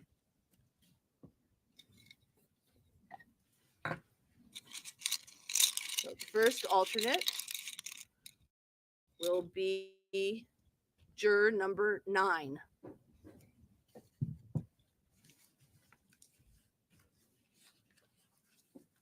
Sorry. So juror number 9 will be our first alternate. Second alternate, juror number 4. Cold. It needs warmed up. The third alternate, juror number 5. Fourth alternate, juror number 1. Hang on. And finally, fifth alternate. Sorry, guys, but I gotta show you the girl. It's a girl. And look, it's got brown on its little legs.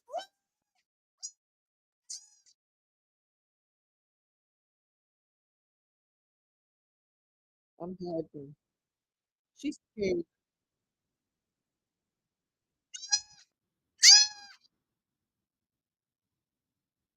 I'm gonna take her back. Oh, look, she's got brown like a mama.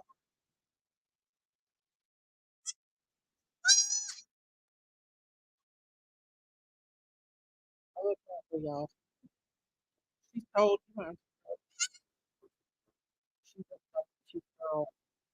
discussing the case with each other or with anybody else.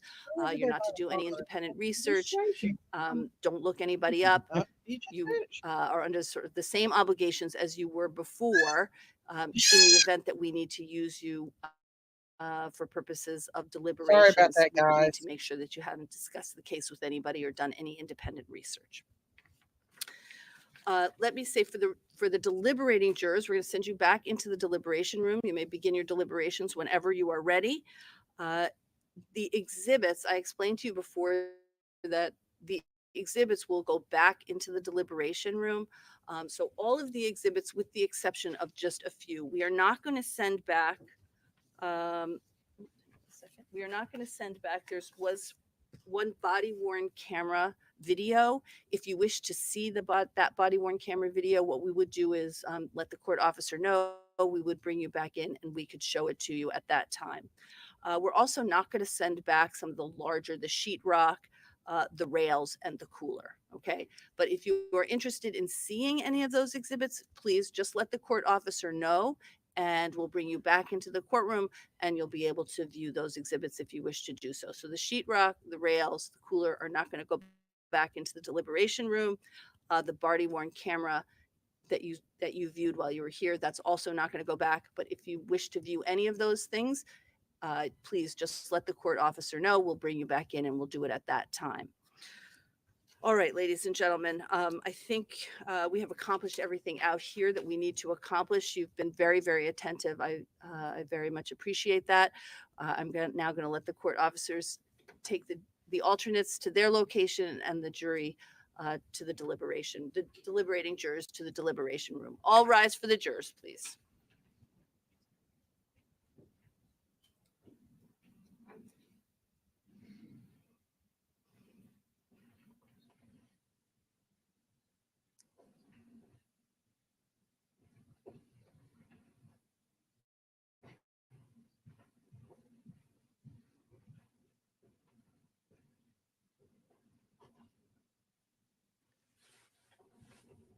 You may be seated.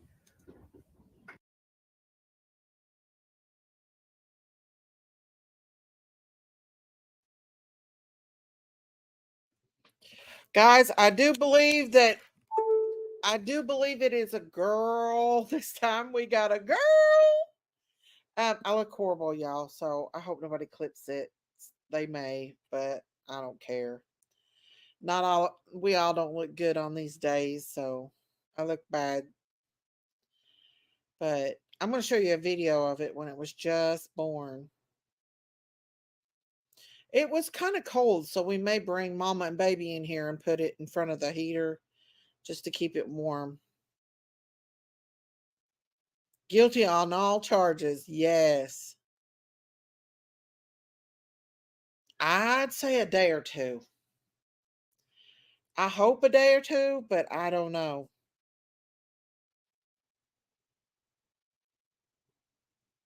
Candace wants to name it, y'all. So see what she wants to name the baby. If not, I think I would name it Harmony because of this trial. It was born during this trial. The baby goat is cute. Thank you. Thank you, Melissa. If it's not, do not call it Ronald Daisy. No. Ronald's too mean for me to name anything after him. Ronald's too mean. If Ronald was nicer, maybe it'd be different. But Ronald was over the other day, last night, talking smack about Day Day. It would be perfect, wouldn't it? Yeah. Ronald was talking smack about Day Day. So, hello, Wildfire. Hello, Sassy. Gigi. So, I'm going to pull up the video right quick of, I don't know if they're going to, are they done for the day? Are they done for the day, y'all? But here is the video of it when it was first born. It's got brown. This is not Clementine, the one that I thought was in labor. I don't think she's pregnant. She was probably in heat and thought she was pregnant. That I don't think she's pregnant. I thought she was. Name her mainly after Harmony. I know. Hey, Shauna. But yeah, she's cute. She's shivering, so I may have him bring her and the baby inside the house today because, and yes, I do bring my animals in the house. I don't care what anyone says. We keep wood chips in the cage, so it stays pretty clean, and it doesn't like, we only leave her in there a few days till the baby gets old enough to be able to stand being outside in this heat or cold. It's still really cold, so that's part of being a farmer. You bring the animals in to keep them warm, and that part I don't care. Yeah, baby Jack's the daddy. Baby Jack is the daddy of this one. But other than that, she still has her baby Bootsy. Remember she had Bootsy? This is the one that had uh Bootsy. All her babies have brown legs. I don't know why, but they do. Um I promised Dee Dee Bootsy. I hope she gets him pretty soon because I just I think she needs to get settled in up here first. But I'm glad this one is a girl. I'm thinking about maybe baby Jax might need to go somewhere. And I don't think I'm gonna sell baby Jax, but I definitely need another male on the farm. Um, but yeah, this is baby Jax and Cookie's baby. Call her Sheepy. Well, I promised Candace I was gonna let her name it because she wanted to name it. But I would like to have Harmony in there somewhere, so I might tell her to have. Maybe we'll give it a let her put a first name in there and then put Harmony in the middle because it was born during this trial, and I don't know. I just feel like Harmony would love it, which I'm sure Harmony has plenty of little lambs and goats in heaven that she plays with. She would have an identical identity crisis if she called a goat sheepy. I know. Baby sheep look a lot like them. My sheep is so old and gentle, and she's had such a good life. We've had our sheep for probably about 8 years, and she does not like to be alone. She panics. She does not like to be alone, but uh, she she's never alone. She's always with Baby Jack and Clementine. Name her Princess. Y'all have come up with a lot of good names, but I promised Candace already. She done called me. She's at work. She called me and she said, "I want to name it." So, but I do want to give it like a middle name of Harmony. I think that's a beautiful name. Candace is naming her. Yeah, I'm gonna text her actually and tell her it's a her. We finally got a girl on the farm, baby Jax. Let's see. Hang on. And she's got brown in her. Uh, it's a girl. Let me send it to her. It's a girl.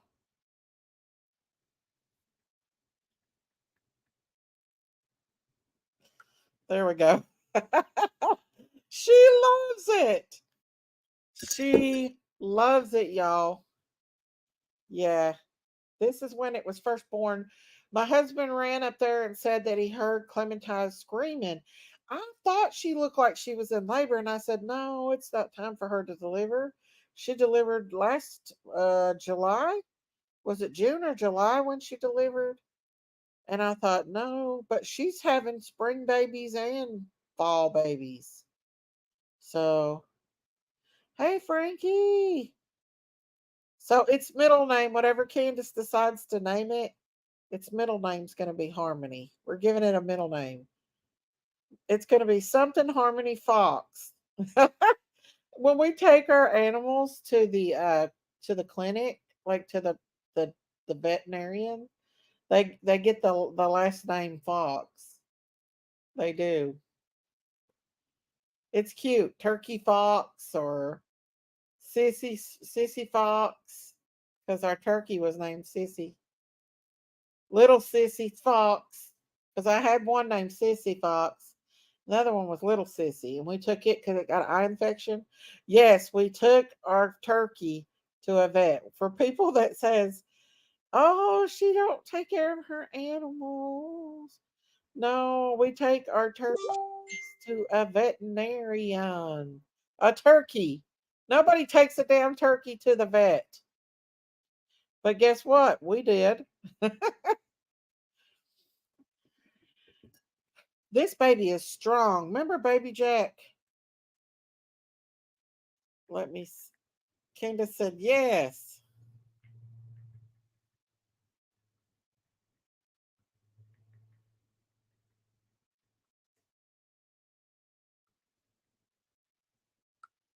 She got to come up with a good one. My turkey was named Dinner. Yeah. Hang on, I'll pull another one up of her. This is when he got one of her when she was feeding. Hang on. I told Candace, I sent Candace a thing and said, "It's a girl." She said, "Yes."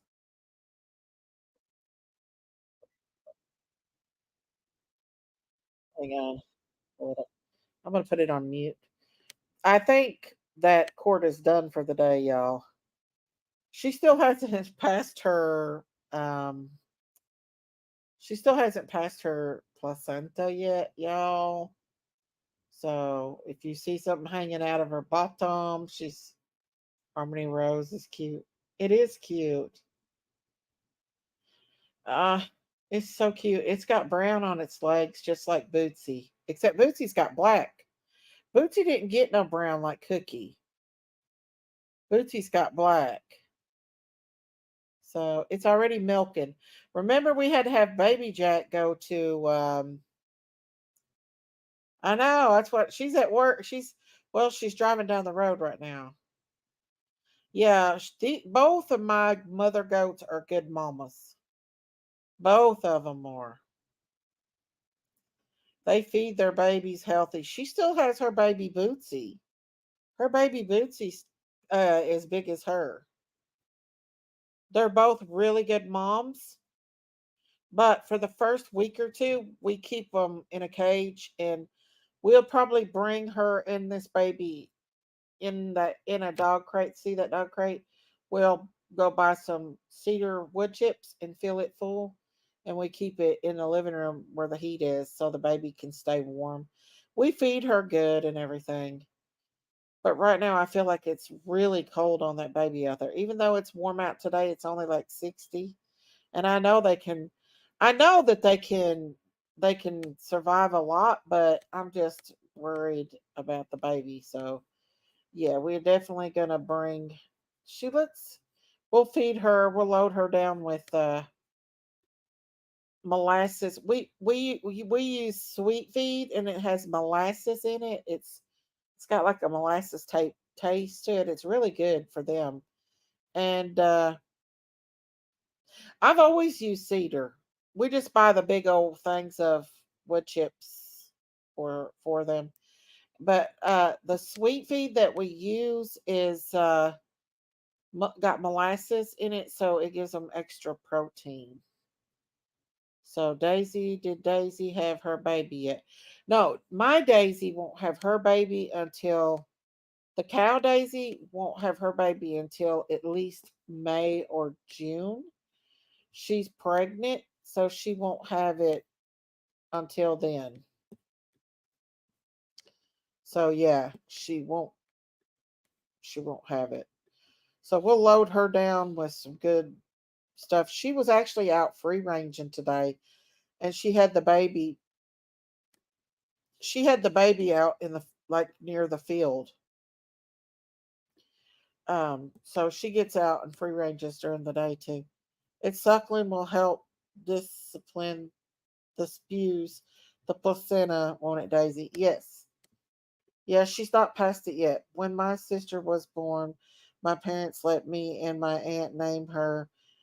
I named her after my aunt Poodle. Ah, I wonder if Clementine is pregnant. I can't tell whether or not Clementine is pregnant. She doesn't seem to look as big.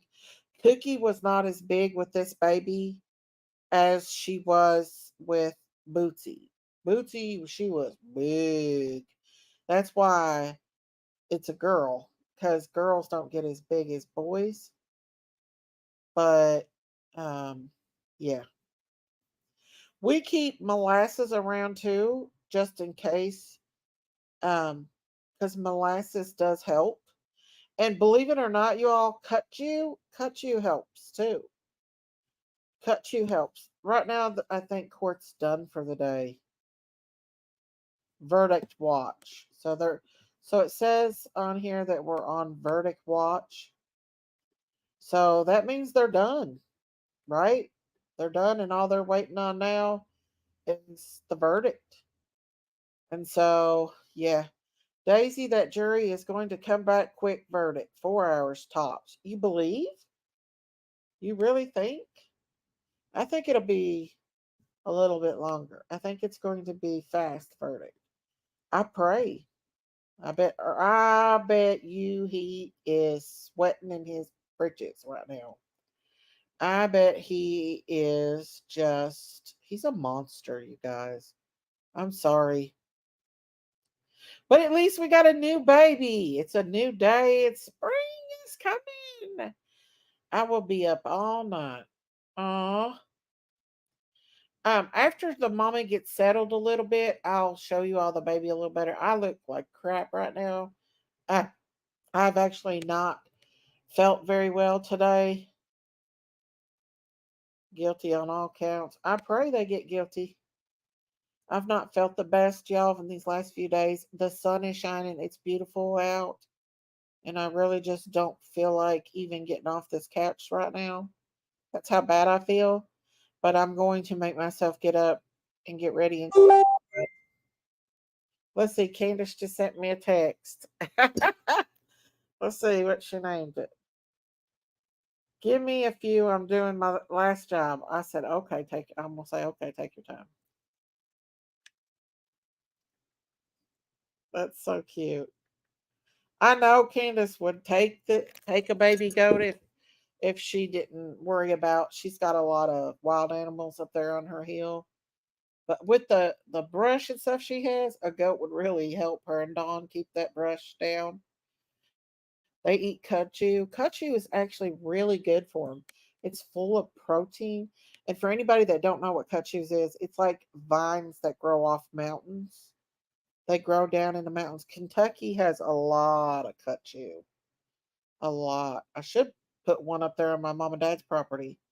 We actually own my parents' property, all of us does, in Kentucky. It's just, well, my mom and dad's house is pretty much, it's been tore down, but we still own the land there. And it's a big mountain. It's just nothing but mountain. Straight up a mountain. Daisy, you need a new sleeping schedule for you would probably feel better. I do, but most of my peeps are at night. Y'all can see that when I go on at night, most of the people. So I just feel obligated to the people at night too, you know what I'm saying? So, but I really do, you're right. I think I'd feel better. Chad Dorman was in court today too. They are trying to throw out his confession. Are you kidding me? I hope they don't. That's horrible. This guy's a freaking monster. These men are cowards and narcissistic cowards. That's what they are. You seen how he cowered up when them polices came. Yeah, Chad's a devil just like Harmony is. Or not Harmony. Why did I say Harmony? Adam. Chad is a devil just like Adam is. They're both devils. Mr. Crumley was in court today in Michigan. Was he? Now that one, I don't know about that one. Between Daisy's nurse job and YouTube job, she's a night gal. You all, I would give anything if I could go back to being a nurse.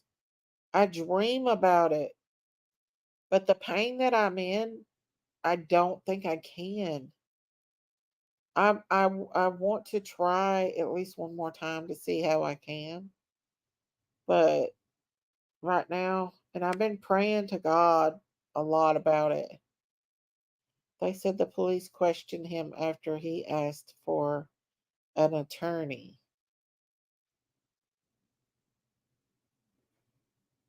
But if he kept on talking, you know what I mean? I don't know.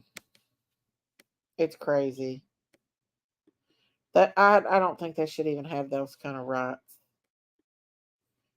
They're monsters, in my opinion. Just pure monsters is what I think. Myself, anyway. You all, I'm going to take some good, cute pictures with her. I'm going to put a bow on her like I did midnight. And I got a cute little, I bought a bunch of little bows and stuff. I'm gonna let her get cleaned off and get goody goody, and then I'm gonna dress her up. The problem is her mom goes crazy when you take her away. Like Clementine didn't really do that. Like she didn't go crazy when with baby Jack. Like she did. I mean she did, but she was also wanting to get out and graze and stuff. Um, but it's hard to get them. It's hard to hear a mom and cry because they panic when you take their babies away. They panic, so you don't want to really keep their babies away that long. Easter pictures with the little one would be cute. Yes, you guys, so cute. I'm gonna put bows on her hair and dress her up. I'm gonna make a little tutu. Little tutus are not hard to make. I'm gonna make her a little tutu. What do y'all think about that? That'll be so cute.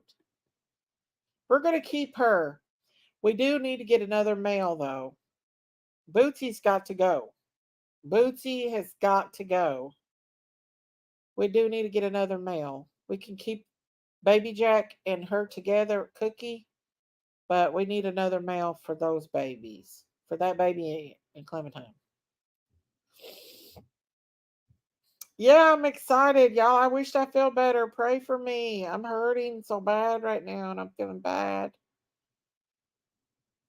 And I need to get out and sit in the sun. That'll help, I think. So they're on verdict watch right now. So I give it a couple days. I say a couple days. Cookie had a baby girl. Yes, yes, yes, yes, yes. It's a girl. I'm low key scared of goats because of their eyes. Ah, let me tell you something. They're the sweetest thing, and they're a clean meat.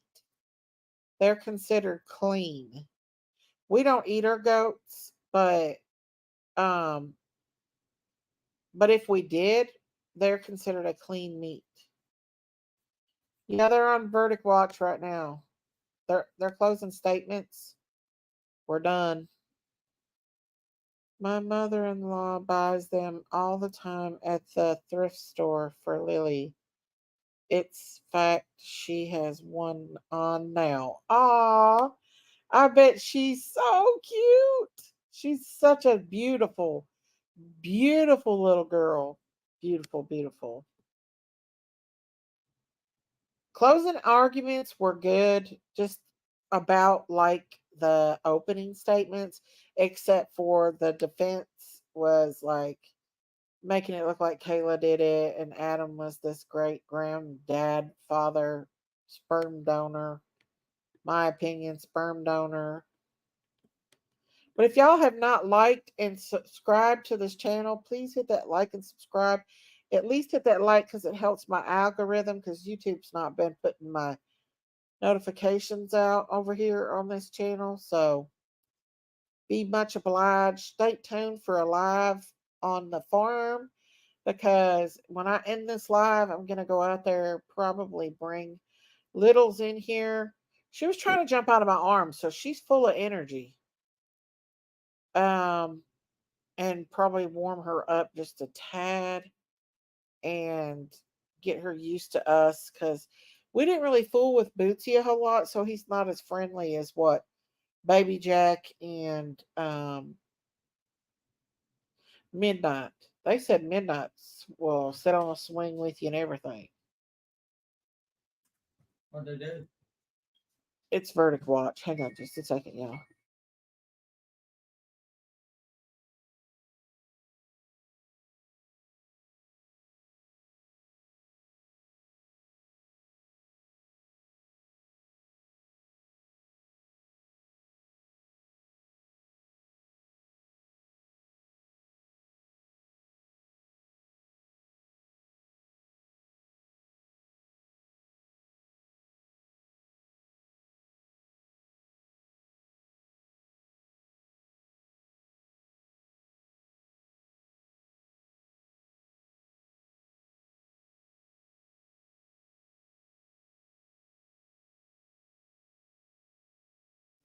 Hey guys, I'm back. So it looks like we got to go to the store and get some more wood chips and get everything gathered up. The baby's got its belly full of milk, so he's good. She's good for now. But stay tuned for a baby video. I wish we could have caught the birth. She had her pretty quickly. My husband heard her squall out, and when he went down there, the baby was already born. But I'd like to go to the store and get stuff that we need for the baby. And so stay tuned for a live because I will do a live and show y'all the baby once it gets settled and Mama passes the placenta. She still hasn't passed her placenta yet. So um, stay tuned, stay tuned, stay tuned. And I will try to keep you all updated as the verdict comes in. Unfortunately, I don't think the verdict is going to come in today. I do think it will be a couple of days. Daisy, bring me a treat. I'll get you a treat, Miss Frankie. I sure will.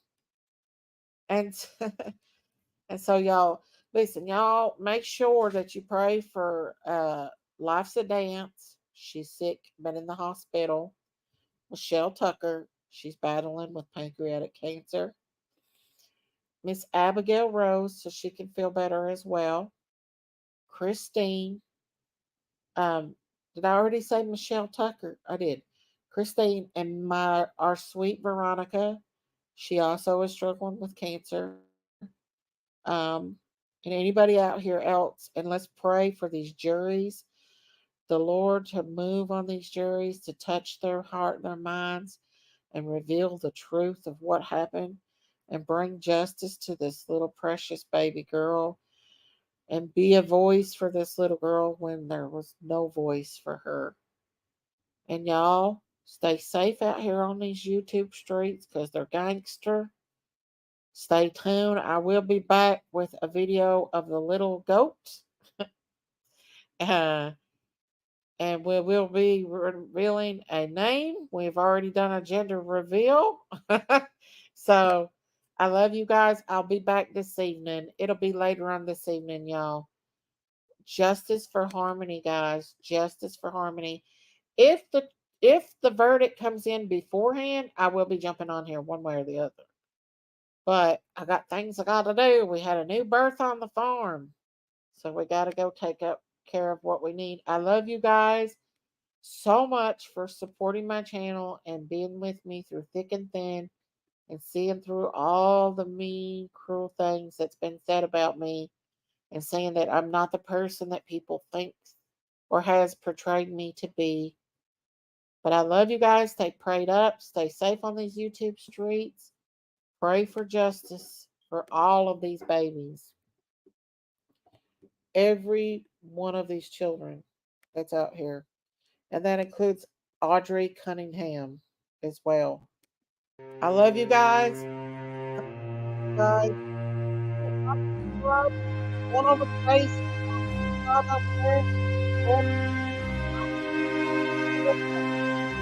there.